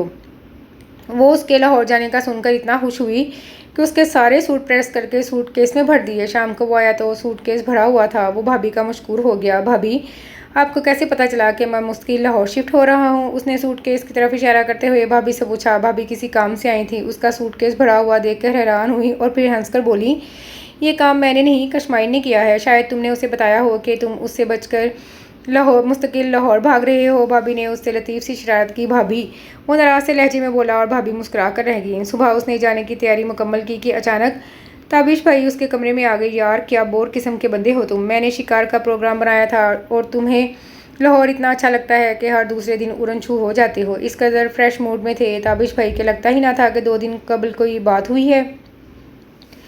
बाबा जान के कमरे में चलो, वहाँ प्रोग्राम बनाते हैं। वाकई कितना अरसा हो गया था उन्हें इकट्ठा शिकार पर गए हुए। वो एकदम ही तमाम बातें बुलाकर हशाश पशाश हो गया और उनके साथ बाबा जान के कमरे में आ गया। ताबिश भाई अपना प्रोग्राम बनाते रहे, वो भी दरमियान में टुकड़े देता रहा। बाबा जान अलबत्ता जाने के मूड में थे, इसलिए अदम दिलचस्पी का इजहार कर रहे थे। बाबा जान आप नहीं चल रहे हमारे साथ? ताबिश भाई ने उनसे पूछा। नहीं भाई, मेरी तबीयत ठीक नहीं, तुम दोनों ही चले जाओ। انہوں نے تھکے ہوئے لہجے میں کہا، ناراض ہیں آپ مجھ سے؟ ان کے قدموں میں آ کر بیٹھ گیا۔ کس بات کی ناراضگی؟ انہوں نے اسے اٹھا کر اپنے قریب بٹھایا۔ اس وقت انہیں وہ اتنا پیارا لگ رہا تھا کہ انہوں نے کوئی بھی ناخوشگوار موضوع نہ چھیڑا۔ آپ ضرور ہمارے ساتھ چلیں گے؟ وہ خوش ہوتے ہوئے بولا۔ نہیں یارا، کہہ دیا نا میں نہیں جا رہا۔ بابا جان نے اس پر سے نظریں ہٹا کر اخبار آنکھوں کے آگے کر لیا۔ میں آپ کو لے کر ہی جاؤں گا، وہ سامنے دیوار سے بندوق اتارتے ہوئے بولا۔ تابش بھائی وہاں سے رفو چکر ہو گئے، جانتے تھے 1 گھنٹے کی بحث ہے، نہ وہ مانے گا نہ بابا جان مانیں گے۔ اس نے الماری میں سے رائفل بھی نکال لی اور اس میں گولیاں ڈالنے لگا۔ بیکار ضد کر رہے ہو بابا جان سے، اور جو میں آپ کو لے کر چلا جاؤں تو؟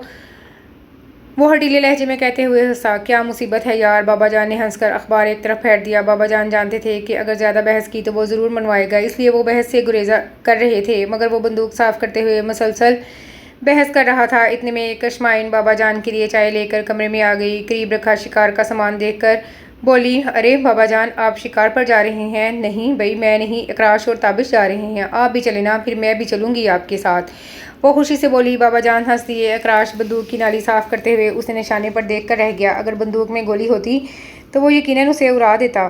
چلو بھئی ٹھیک ہے، ہم بھی چلتے ہیں۔ انہوں نے فوراً کشمائن کی بات رکھ لی اور اس کا خون کھول کر رہ گیا۔ 1 گھنٹے سے وہ کہہ رہا تھا جب تو بابا جان مانے نہیں، اور اب کتنی جلدی مان گئے۔ کشمائن ہوش ہو کر واپس مڑی، سامنے ہی اسے کھڑا دیکھ کر ٹھٹک گئی۔ یہ بھی تھا کمرے میں؟ مگر اسے پتہ نہیں نہ لگا، وہ تیزی سے کمرے سے باہر آ گئی۔ اتنے میں تابش بھائی اس خیال کے پیش نظر کمرے میں داخل ہوئے کہ شاید کوئی ایک فریق کسی کی بات مان گیا ہو۔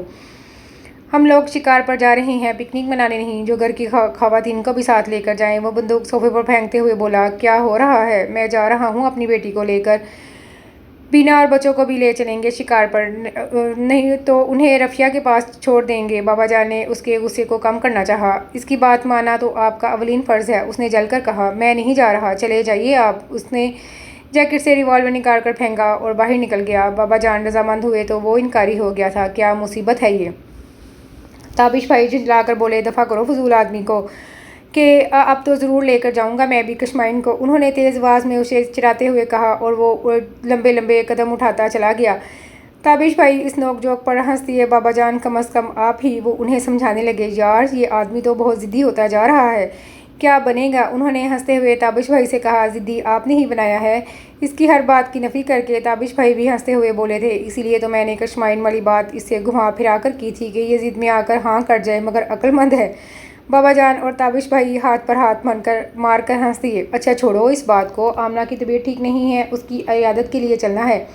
بینا سے کہو جلدی سے تیار ہو جائے، میں گاڑی نکلواتا ہوں۔ اور پھر وہ تینوں آمنہ پھپھو کے ہاں چلے گئے۔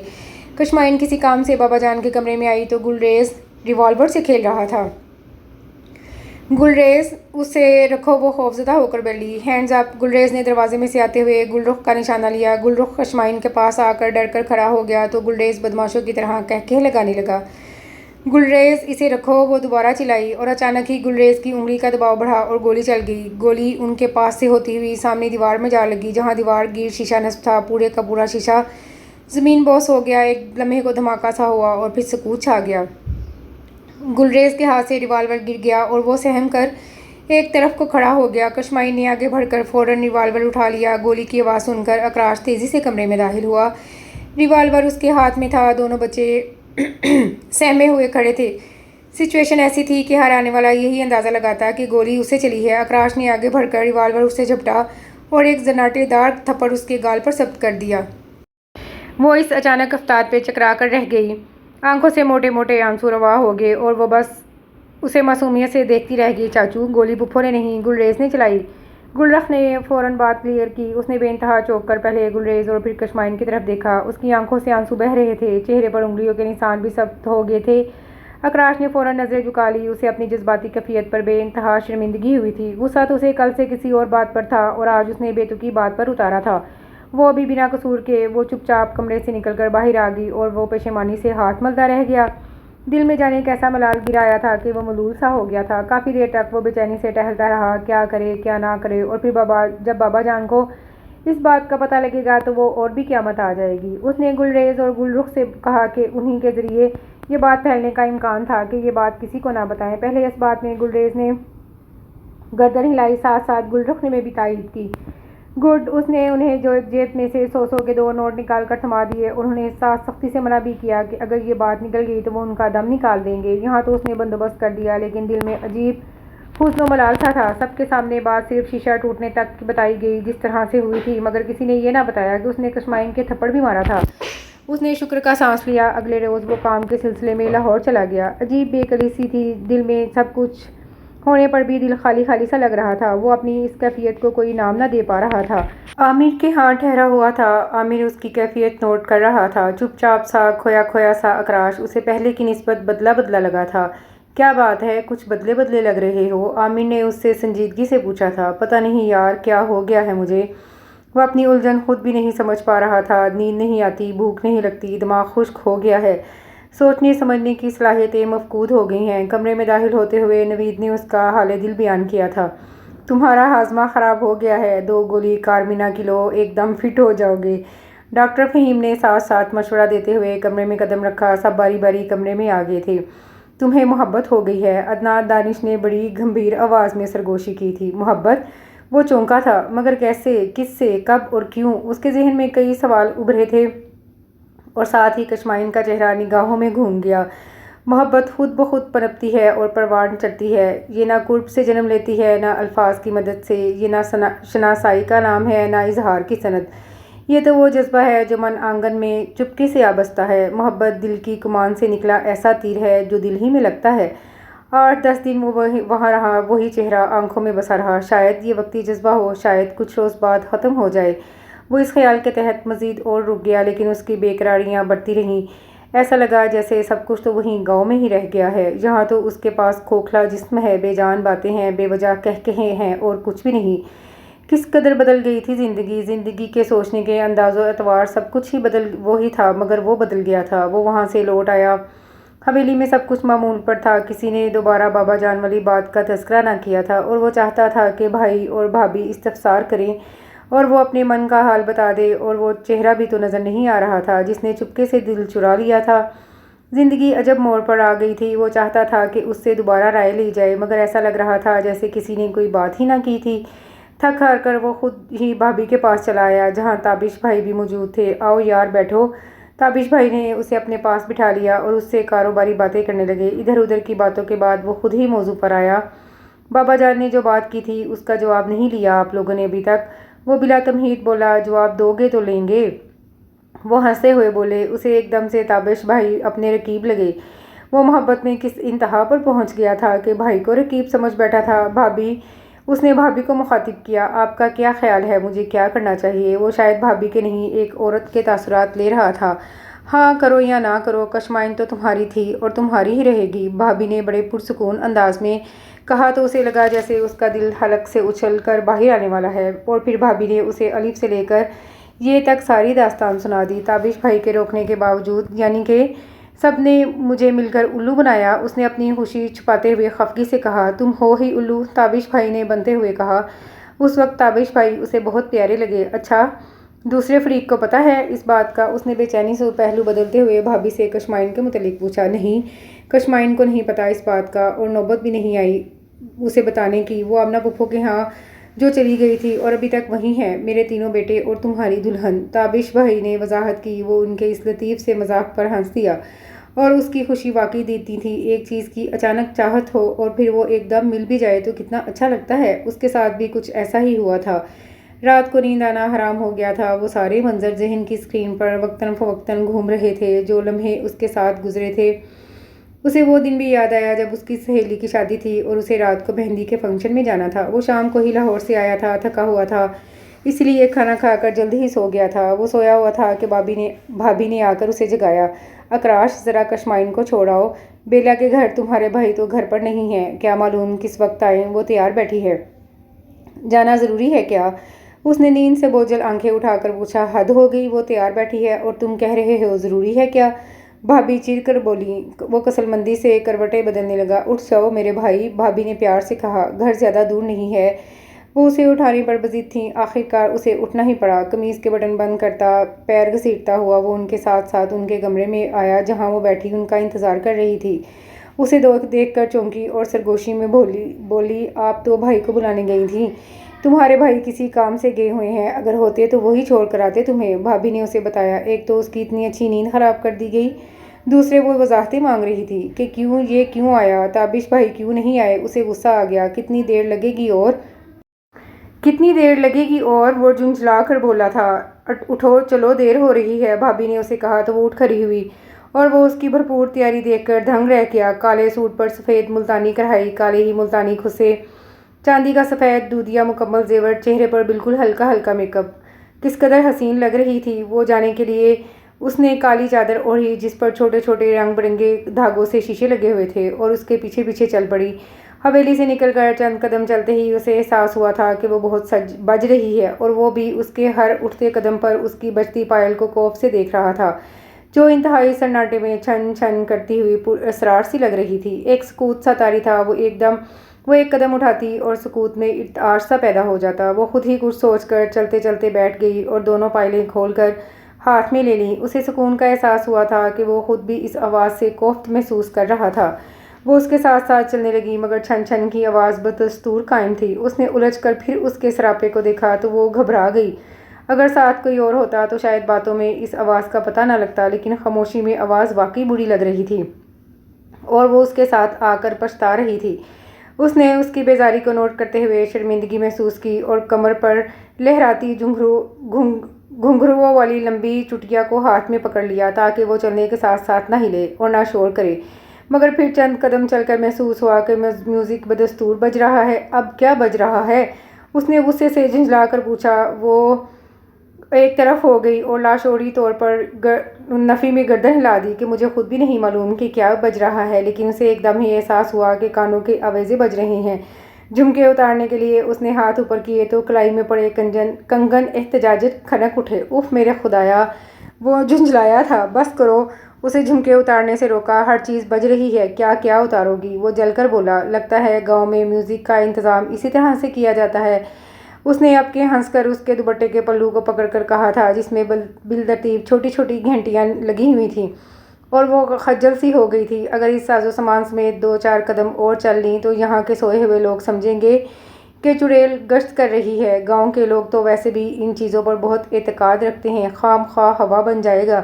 اس کی نیند مکمل اڑ چکی تھی اور اب وہ خوشگوار موڈ میں باتیں کر رہا تھا۔ اچھا ٹھہرو 1 منٹ، مجھے لگتا ہے تابش بھائی کی گاڑی کھڑی ہے۔ اس نے دور کھڑی وائٹ لانسر کو دیکھتے ہوئے کہا اور پھر جیب میں سے ڈپلیکیٹ چابی نکالی، گاڑی سٹارٹ کر کے اس کے پاس لے آیا۔ بیٹھو۔ اس نے فرنٹ ڈور کھول کر اسے بیٹھنے کو کہا اور وہ جلدی سے بیٹھ گئی، مگر دروازہ بند نہ کیا۔ اس نے ایک لمحہ اسے دیکھا اور ہاتھ بڑھا کر دروازہ بند کرتے ہوئے بولا، کیا آپ نیند میں ہیں؟ اور وہ اچھل پڑی، ہاتھ میں سے ایک پائل بھی چھوٹ کر گر پڑی۔ اس نے جھک کر پائل اٹھانا چاہی، مگر شاید پائل سیٹ کے نیچے چلی گئی تھی، سو اس کے ہاتھ نہ لگ سکی۔ لمحوں میں فاصلہ طے ہو گیا۔ وہ ابھی اتری نہیں تھی اور دوبارہ پائل دیکھنا چاہتی تھی، مگر اس نے مہلت نہ دی اور گاڑی اڑا کر لے گیا۔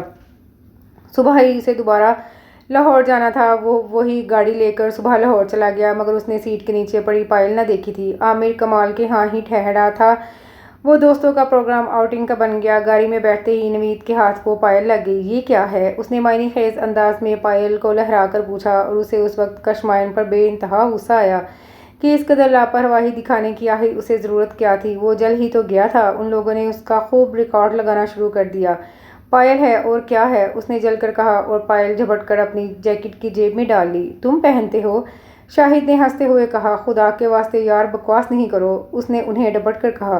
تو پھر بتاؤ نا کہ کیا قصہ ہے؟ سب نے دلچسپی سے اس کا گھیراؤ کیا۔ کوئی قصہ نہیں ہے۔ اس نے گاڑی سٹارٹ کرتے ہوئے انہیں ٹالا، مگر انہوں نے پیچھا نہ چھوڑا اور فرضی کہانیاں بننے لگیں۔ ان سب باتوں سے چھٹکارے کے لیے اسے من گھڑت کہانی بنانی پڑی کہ گاڑی بھائی کی ہے اور پائل بھابھی کی ہوگی۔ اس بات سے سب کے منہ لٹک گئے اور چونچیں بند ہو گئیں۔ اس نے شکر کا سانس لیا۔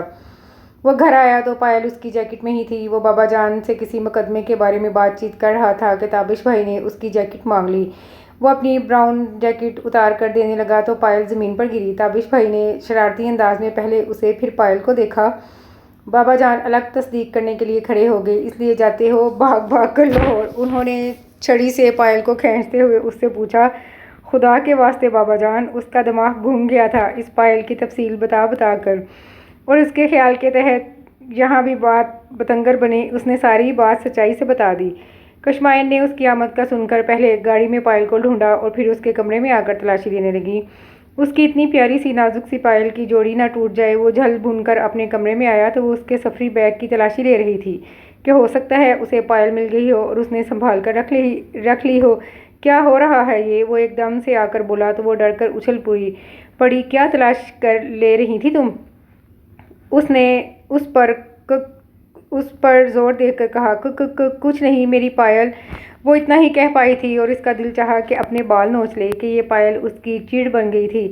بابا جان کے پاس ہے، جا کر لے لو، وہ اس پر دھاڑ کر بولا تھا اور خود باتھ روم میں چلا گیا۔ ایک بھی لمحے سے لطف اندوز نہ ہو سکا تھا۔ وہ اس وقت کس قدر قریب تھی اور وہ اسے یوں لگا جیسے بھابھی نے اس دن جان بوجھ کر اسے اس کے ساتھ بھیجا تھا۔ کیسا پاگل تھا وہ! اس نے کروٹ بدل کر سوچا اور خود ہی اپنی بے وقوفیوں پر ہنس دیا۔ شادی کی تیاریاں شروع ہو گئیں۔ آمنہ پھپھو نے کہا کہ وہ کشمائن کو اپنے پاس ہی رکھیں گی۔ وہ لوگ بارات لے کر آئیں اور یہیں سے اسے رخصت کروا کر لے جائیں، مگر آغا جان نہ مانے۔ انہوں نے کہا کہ کشمائن میری بیٹی ہے اور میرے گھر سے ہی رخصت ہو کر میرے بیٹے کی دلہن بنے گی، جبکہ اکراش کی بارات کے بارے میں انہوں نے اجازت دے دی کہ اپنی مرضی سے لے آئیں۔ سب نے احتجاج کیا کہ رخصتی کے وقت مزہ نہیں آئے گا، بارات گھر کی گھر میں ہی رہے گی، مگر آغا جان نہ مانے۔ خیر طے یہ ہوا کہ بارات آمنہ پھپھو کے گھر سے روانہ ہوگی۔ تابش بھائی کے تو بہت ارمان تھے، مگر آغا جان نے سختی سے منع کر دیا کہ کوئی بھی ایسی ویسی بات نہ کی جائے جس پر لوگوں کی نظر اٹھے، مگر تابش بھائی بالکل نہ مانے۔ کشمائن کو آمنہ پھپھو کے ہاں سے بلا لیا گیا اور اکراش کو بھیج دیا گیا۔ تابش بھائی بھی اکراش کے ساتھ رفو چکر ہو گئے۔ لاہور سے اس کے تمام دوستوں کو آمنہ پھپھو کے ہاں بلا لیا گیا۔ تمام شادی کی رسمیں بہت اچھے طریقے سے طے پائیں۔ بڑے بھائی کا ایک پاؤں حویلی میں اور ایک پاؤں آمنہ پھپھو کے ہاں تھا۔ تابش بھائی کا پروگرام تھا کہ شادی رات کی ہو، مگر آغا جان نہ مانے۔ دن کے وقت بارات کی روانی تھی۔ موسم بھی بہت اچھا ہو رہا تھا۔ نکاح والے روز اس نے سفید سلک کی قمیض شلوار پہنی اور قمیض پر بلیک ویسٹ کوٹ زیب تن کیا، زری کا گولڈن کا ملتانی کھسا پہنا۔ اس کی پسند کے پیش نظر تابش بھائی نے بہاولپور سے سفید کلا منگوایا تھا اور اس پر سرخ یاقوت جروایا تھا، جسے پہن کر اس کا وجیح سراپا اور بھی نکھر آیا تھا۔ دونوں پھوپھیوں کو آغا جان نے صحرا بندائی میں عمرے کے 2 ٹکٹ دیے تھے بماں واپسی کے۔ عربی نسل کے سفید 4 گھوڑوں والی بگھی میں اسے بٹھایا گیا۔ بگھی کے پیچھے تمام باراتی تقریباً 100 کے قریب گاڑیوں میں سوار ہوئے۔ تمام گاڑیاں بگھی کی پیروی کرتی ہوئی چلیں۔ بارات حویلی کے قریب پہنچی۔ سڑک پر بارات کو روک کر تابش بھائی پہلے اترے کہ انہیں اب بارات کا استقبال بھی کرنا تھا۔ اکراش کے تمام دوست بھی مختلف قسم کا اسلحہ لے کر استقبالیہ پر آ گئے اور پھر کئی لمحے فضا میں صرف فائر کی آواز گونجتی رہی۔ خواتین نے کانوں میں انگلیاں دے لیں۔ بچے خوف سے ماؤں کے قریب پہنچ گئے۔ جی دار مرد فضائی فائرنگ کا تماشا شوق سے دیکھتے رہے۔ فائرنگ رکی تو تابش بھائی کی نگاہ بھیناب بابی پر پڑی، جو کانوں میں انگلیاں دیے کھڑی تھیں۔ انہوں نے اشارے سے انہیں اپنے پاس بلوایا اور انہیں اپنے پہلو میں کھڑا کر کے ان کے کندھے پر کلاشنکوف رکھ کر مزید ہوائی فائر کر دیے، جس سے وہ بھونچکا رہ گئیں۔ سامعین نے خوب تالیاں بجائیں۔ بھابھی تیزی سے اندر آ گئیں۔ دل کی دھڑکن کلاشنکوف کی آواز سے بے ترتیب ہو چکی تھی۔ جہاں بارات کو بٹھانے کا انتظام کیا گیا تھا، اس گیٹ پر پہنچ کر گلریز، گلرخ، گلشاد نے بطور خوش آمدید 1000 کبوتروں کو فضا میں آزاد کیا۔ تمام باراتیوں کو تابش بھائی نے پھولوں کے ہار پہنانے شروع کیے۔ خاندان کے معززین اور دولہا اور اس کے دوست اسٹیج پر بیٹھ کے نکاح ہوا، کھانا کھایا گیا۔ مہمان رخصت ہوئے، مگر دلہن کی رخصتی ملتوی کر دی گئی، جس پر اس نے بطور احتجاج کھانا نہ کھایا اور نیچے جا کر اس کا حال احوال نہ پوچھا۔ بھابھی کے سمجھانے پر اس نے غصہ جھڑک دیا۔ 3-4 دن کے بعد جب اس نے دیکھا کہ سب کی تگ و دو کے بعد بھی وہ جو کی توں ہے، تو وہ ڈاکٹر فہیم کو لے آیا کہ آخر پتہ تو لگے کہ وجہ کیا ہے۔ ڈاکٹر فہیم نے بخار چیک کیا، دوا دی۔ جب انجیکشن لگانے لگے تو اس نے ہیلو ہجت کی۔ آغا جان فوراً بولے، ڈاکٹر صاحب میری بیٹی کا علاج اس طرح کرو کہ اسے کوئی تکلیف نہ ہو، پھر تو یہ پھول سونگھنے سے ہی ٹھیک ہوں گی۔ ڈاکٹر فہیم ہنس کر بولے، مگر آغا جان کو ان کی یہ بات اچھی نہ لگی، مگر سچ یہ تھا۔ انہوں نے علیحدگی میں اکراش کو اپنا نقطہ نظر بتایا۔ مجھے لگتا ہے مریضہ ٹھیک ہونا نہیں چاہتی، کیونکہ نہ تو وہ بچی ہیں جو انجیکشن سے ڈرے اور دوا پینے سے روئی چلائے، اور نہ ہی پاگل ہے۔ مجھے لگتا ہے وہ بیمار رہ کر کوئی نجات محسوس کر رہی ہیں، اسی لیے بیماری کو طویل سے طویل کرنا چاہتی ہیں۔ اکراش ان کی بات صحیح طرح سے سمجھ نہ پایا۔ مجھے یوں لگ رہا ہے محترمہ تم سے خوف زدہ ہیں۔ ڈاکٹر فہیم نے وضاحت کی، یا پھر اس کی مرضی کے مطابق نہیں ہوا یہ بات نہیں ہے۔ اس نے ڈاکٹر فہیم کی دوسری بات رد کی اور سوچ میں پڑ گیا۔ رات کو اس نے بھابھی سے ڈاکٹر فہیم والی بات کی تو بھابھی نے اس کی تائید کی۔ مجھے بھی کچھ ایسا ہی محسوس ہو رہا ہے کہ شاید تم سے خوف زدہ ہے۔ मैं तुम्हारे भाई से यही बात कर रही थी कि गुलरेज ने बताया कि तुमने उसे थप्पड़ भी मारा था। उन्होंने उससे पूछगिछ शुरू की। वो जुज़बुज़ होकर रह गया। अरे आपके बच्चे तो बड़े बदतमीज़ हैं, मैंने उन्हें 100 रुपए दिए थे ये बात छुपाने के, वो डिटाई से हंसकर कह रहा था। बहुत अच्छा काम किया था, अब भुगतो, भाभी ने जलकर कहा और सूप लेकर कशमाइन के कमरे में चली आई। 8-10 दिन ऐसे ही गुजर गए। मुझे तो लगता है बाबा जान शादी कराकर भूल गए हैं कि रुखसती भी कोई चीज़ होती है। आज वो जला बुना बैठा था और दिल की भड़ास निकाल रहा था, हालांकि रुखसती ही असल चीज़ होती है। कमरे में दाखिल होते हुए ताबिश भाई ने टुकड़ा लगाया। भाभी बच्चों को होमवर्क करवा रही थी। हंसते हुए बोली, मैं क्या कर सकती हूँ, एक मुलाकात तो करा सकती हैं आप। ताबिश भाई ने उसकी मुश्किल आसान की। तो मैंने मना किया है, जाकर मिल लो, उन्होंने हंसकर कहा। हर वक्त तो बाबा जान होते हैं उस कमरे में, क्या बात करूँगा मैं, वो गुस्से से बड़बड़ाया। फ़ोन की घंटी पर ताबिश भाई उठकर चले गए। अच्छा ऐसा है, जिस वक्त उस कमरे में मैं मौजूद हूँ तुम आ जाना और आकर बात कर लेना, हाल अहवाल पूछ लेना उसका। भाभी ने राह निकाली। फिर प्रोग्राम के मुताबिक जिस वक्त बाबा जान कमरे में नहीं थे, भाभी कमरे में थी, वो उसके कमरे में आ गया। अकराश, भाभी ने उसे आता देखकर कहा। अकराश का नाम सुनते ही वो सोती बन गई। भाभी भी उसके पास बेड पर ही बैठी हुई थी। रहमा भी वहीं खेल रही थी। उसके आने से कबल वो भी रहमा से खेल रही थी, मगर उसके कमरे में दाखिल होते ही सोती बन गई। बैठो अकराश, मैं अभी आती हूँ। भाभी मौका देने की गर्ज से उठने लगी तो उसने पीछे से भाभी का पल्लू पकड़ लिया। वो रहमा से बातें करने लगा। भाभी ने उठना चाहा मगर उसने उनकी कमीज़ ना छोड़ी। उन्होंने छुड़वाना चाहा मगर उसने गिरफ्त मजबूत कर ली। भाभी ने अकराश को इशारा किया कि देख लो क्या हो रहा है। उसने देखा वो भाभी के पीछे तकरीबन छुपी हुई थी और मजबूती से उनके कपड़े पकड़ रखे थे। दिल की ओट में छुपता हुआ चांद सरकश हवा की जद में किस तरह से आए। इतने में बाबा जान और ताबिश भाई कमरे में आ गए। फिर रफ़िया फूफो और आमना फूफो उसकी यही आदत को आ गई। चारों न चार वो उठकर बाहर आ गया। तुम यकीन करो, बिल्कुल उतर गया है कशमाइन का बुखार, लेकिन जब तक वो चले फिरेगी नहीं, मामू जान को यकीन नहीं आएगा कि वो ठीक हो गई है, और जब तक वो ठीक नहीं होगी तुम्हारी रुखसती नहीं होगी। भाभी ने मज़े से कहा तो वो उन्हें देख कर रह गया। कोई हल है इस मसले का, उसने उनसे पूछा। भाभी थोड़ी देर सोचती रही, फिर चुटकी बजाकर बोली, मैं उसे ये बताती हूँ कि तुम लाहौर चले गए हो। तुम्हारे लाहौर जाने का सुनकर यकीनन वो सेहतियाब हो जाएगी, कमरे से बाहर निकलेगी, चले फिरेगी, तुम उससे बात भी कर लेना और मामू जान भी रुखसती कर देंगे। कैसा आइडिया है, उन्होंने उससे पूछा। आइडिया तो अच्छा है मगर अमल जल्दी हो तो और भी अच्छा है, उसने शरारत से हंसकर कहा। तो भाभी भी हंसी।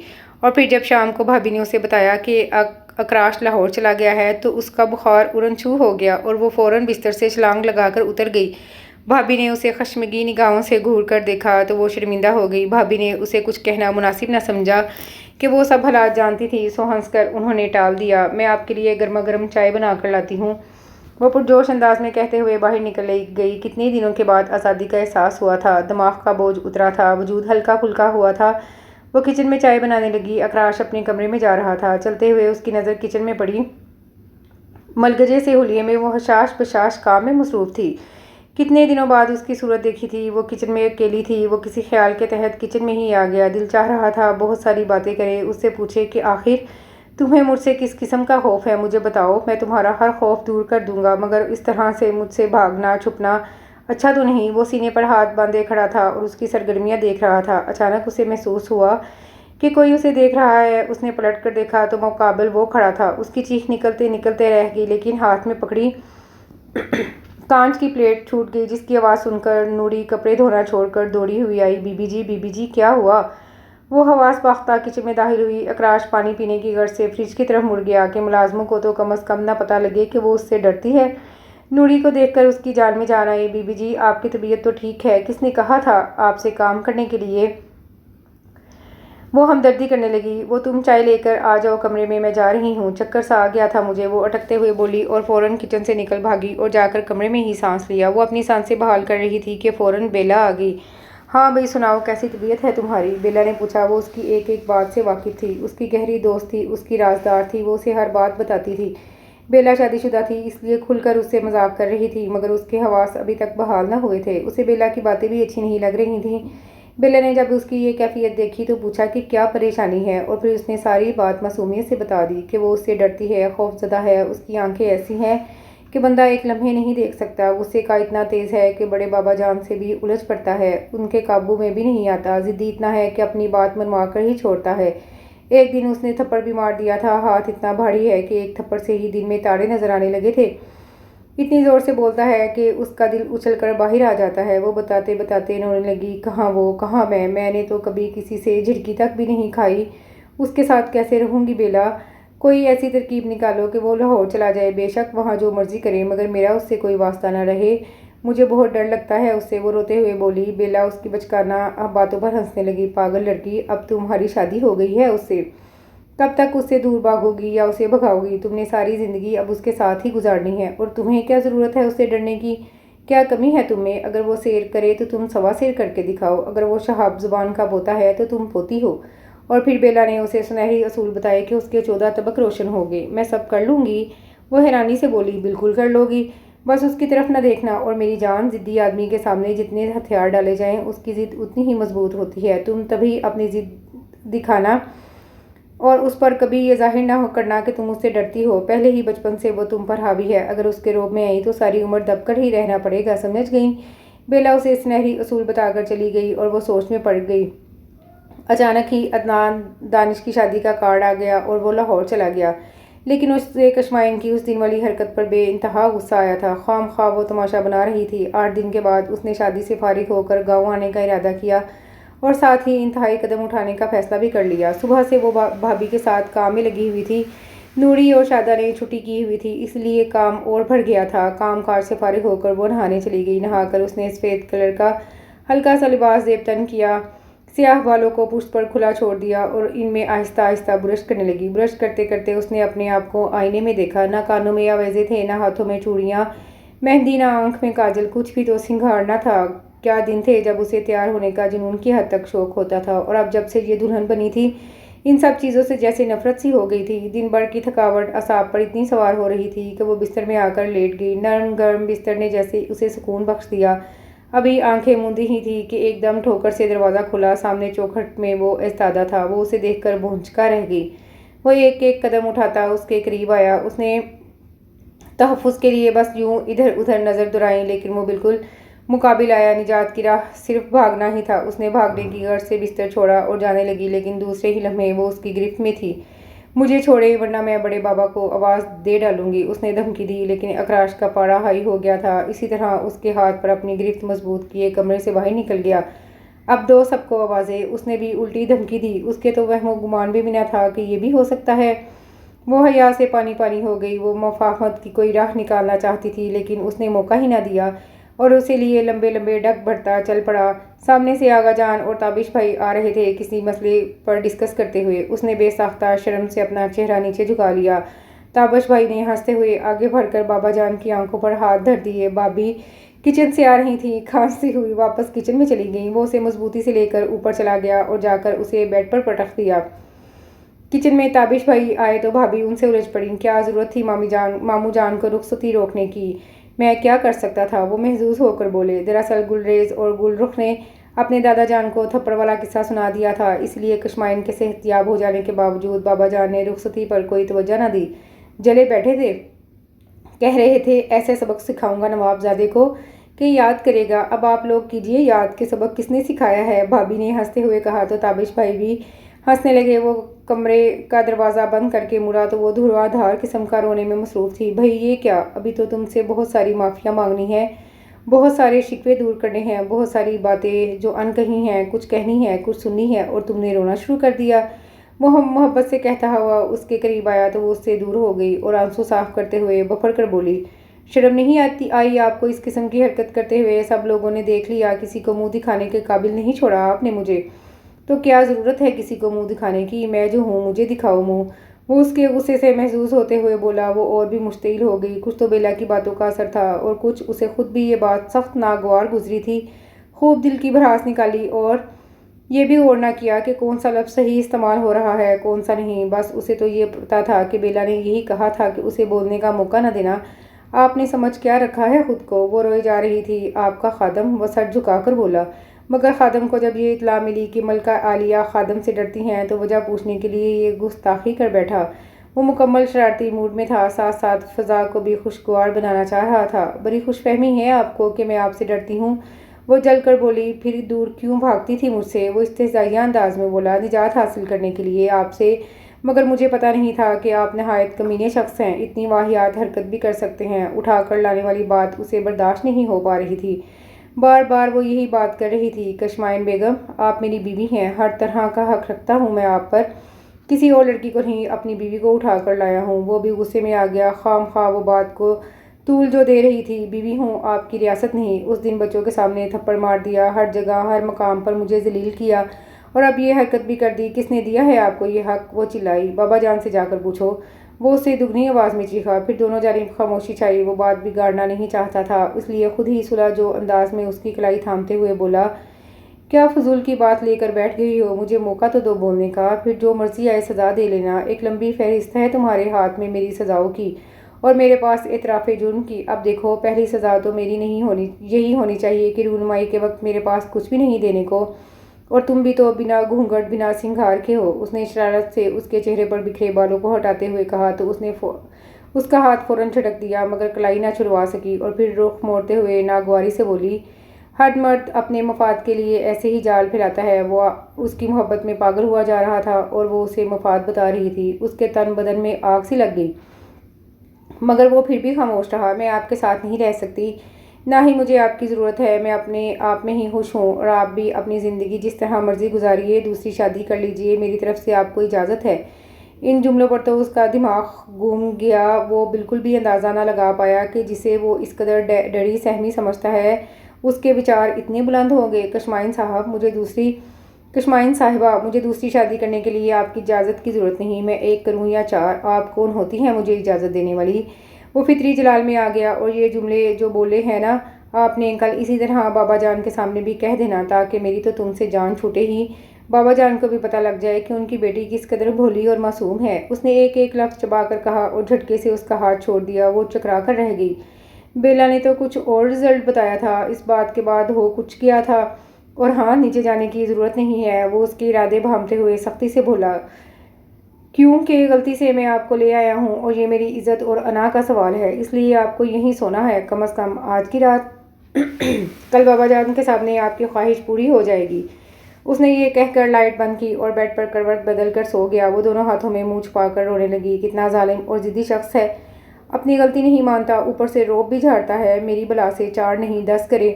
سوچتی رہی، روتی رہی، کہیں اس نے غلط تو نہیں کر دیا۔ اف، کیا مصیبت ہے، کس کے پاس جائے، کس سے پوچھے؟ نیچے بھی جانے سے منع کر دیا، ورنہ ایک ایک بات بتاتی بڑے بابا کو، پھر پتہ لگتا نواب صاحب کو۔ وہ روتی رہی، تکیہ اٹھایا اور صوفے پر جا کر لیٹ گئی، اور جانے کب نیند کی وادیوں میں کھو گئی۔ صبح بخیر۔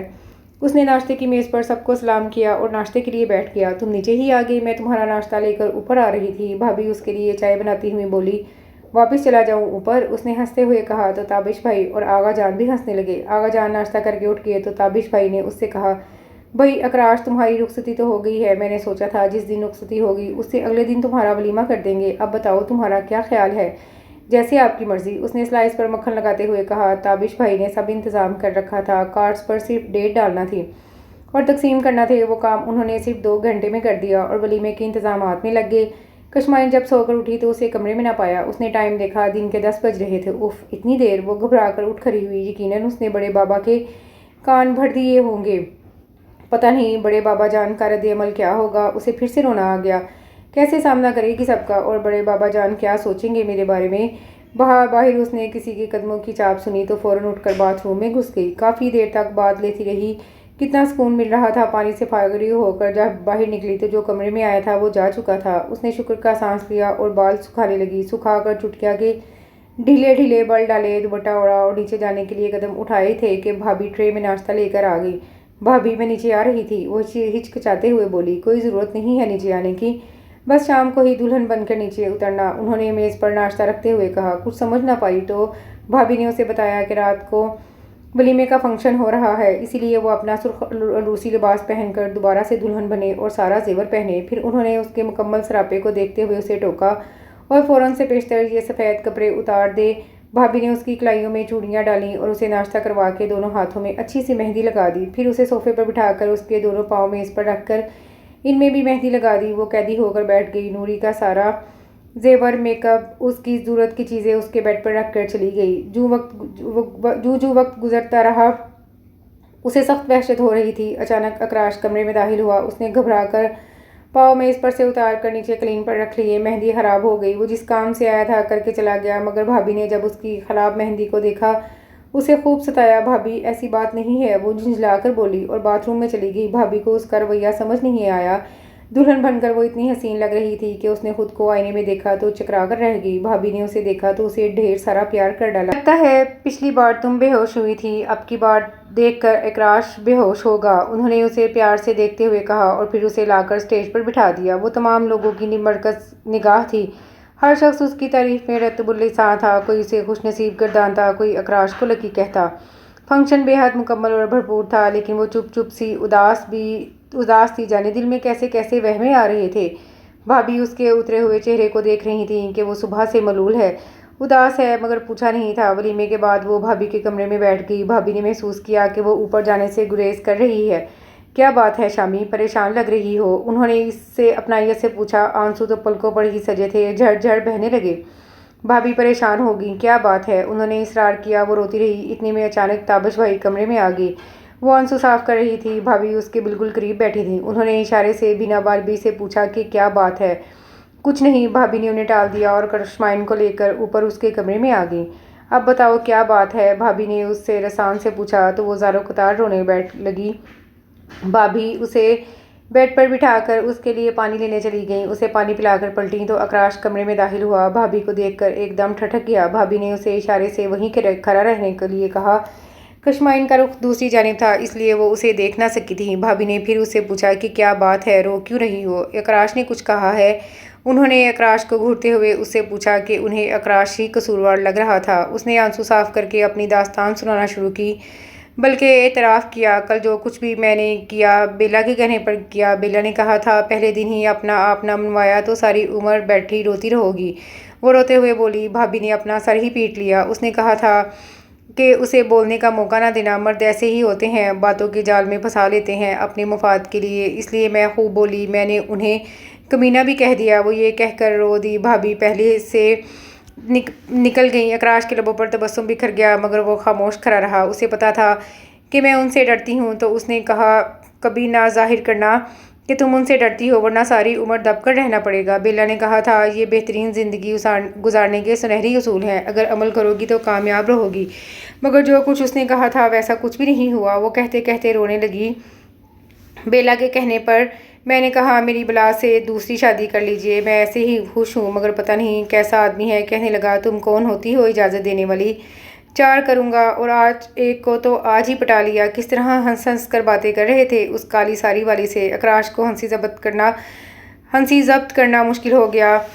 پھر بولی بڑے بابا کو پتہ لگ گیا تو کیا ہوگا؟ وہ روتے روتے بولی خود بھی لاہور جا رہے ہیں ہمیشہ کے لیے، اگر آپ نے کچھ نہ کیا تو میں خود تابش بھائی کو بتا دوں گی۔ وہ بھابھی کو دھمکی دیتے ہوئے بولی مجھے کیا پتا تھا گڑبڑ ہو جائے گی، سب کچھ بیلا کے کہنے پر ہوا ہے۔ وہ روئے جا رہی تھی۔ اکراش کا وہاں کھڑا رہنا مشکل ہو گیا۔ وہ آگے بڑھا اور اس پر جھکتے ہوئے بولا سب کچھ دوسروں کے کہنے پر کرو گی اور کرواؤ گی، خود بھی کچھ آتا ہے کہ نہیں؟ وہ اسے دیکھ کر یکدم اچھل پڑی۔ آپ کب آئے اور آپ نے ساری باتیں بھی سن لیں؟ وہ ڈرتے ہوئے بولی جی ہاں۔ وہ اسے شانوں سے تھامتے ہوئے برجسب سے بولا مجھے کل ہی علم ہو گیا تھا کہ یہ تم نہیں، تمہارے اندر کوئی اور بول رہا ہے، مگر میں چپ اس لیے تھا کہ چلو بول تو رہی ہو، ورنہ مجھے تو ڈر تھا کہ ساری عمر تمہاری آواز نہیں سن سکوں گا۔ جیسے حالات میرے سامنے آ رہے تھے اس کے پیش نظر کہہ رہا ہوں، مگر مجھے علم نہیں تھا کہ حدوں سے تجاوز کر جاؤ گی۔ وہ ہنستے ہوئے بولا۔ یہ شرمندہ ہو گئی اور دونوں ہاتھ اس کے آگے جوڑ کر آہستگی سے بولی مجھے نہیں پتا اس موقع پر کیا کرتے ہیں، بس آپ مجھے معاف کر دیں اور وعدہ کریں کہ بڑے بابا کو کچھ نہیں بتائیں گے۔ وہ چہرہ جھکائے ہاتھ جوڑے سادگی سے کھڑی تھی اور وہ اس کی اس معصومیت پر سادگی پر نہال سا ہو گیا اور شرارت سے بولا کیا بیلا نے نہیں بتایا کہ اس موقع پر کیا کرتے ہیں؟ وہ بس رو دی اور ہاتھ جوڑے کھڑی رہی۔ اس نے محبت سے اس کے دونوں جڑے ہوئے ہاتھوں کو کھولا اور اس پر جھکتے ہوئے سرگوشی میں کہنے لگا اب نہیں رو کہ اتنا نہیں رو کہ یہ آنکھیں ان احمری ہونٹوں کو مات دینے لگے۔ اس نے اپنی لمبی پلکوں کی چلمن گرا لی۔ اب یہ بندہ عاجز کسی خطا کا مجاز ہو سکتا ہے یا پھر کل کی طرح مشتعل ہو کر واویلا مچاؤ گی؟ اس کے پلے کچھ نہ پڑا۔ ہونکوں کی طرح بولی کیا کہا آپ نے؟ ادائے حسن کی معصومیت کو کم کر دے، گنہگار نظر کو حجاب آتا ہے۔ اجی ہم نے یہ کہا۔ وہ شرارت سے ہنستے ہوئے بولا۔ دنک کے کئی رنگ اس کے چہرے پر بکھر گئے اور وہ اس کی باہوں میں سمٹ گئی، اور اس کے ساتھ ہی یہ خوبصورت سا ناول اپنے اختتام کو پہنچا۔ امید کرتی ہوں کہ یہ ناول بھی دوسرے ناولس کی طرح آپ کو بہت پسند آیا ہوگا۔ کمنٹس میں اپنی رائے کا اظہار ضرور کیجیے گا۔ دعاؤں میں یاد رکھیے گا۔ اللہ حافظ۔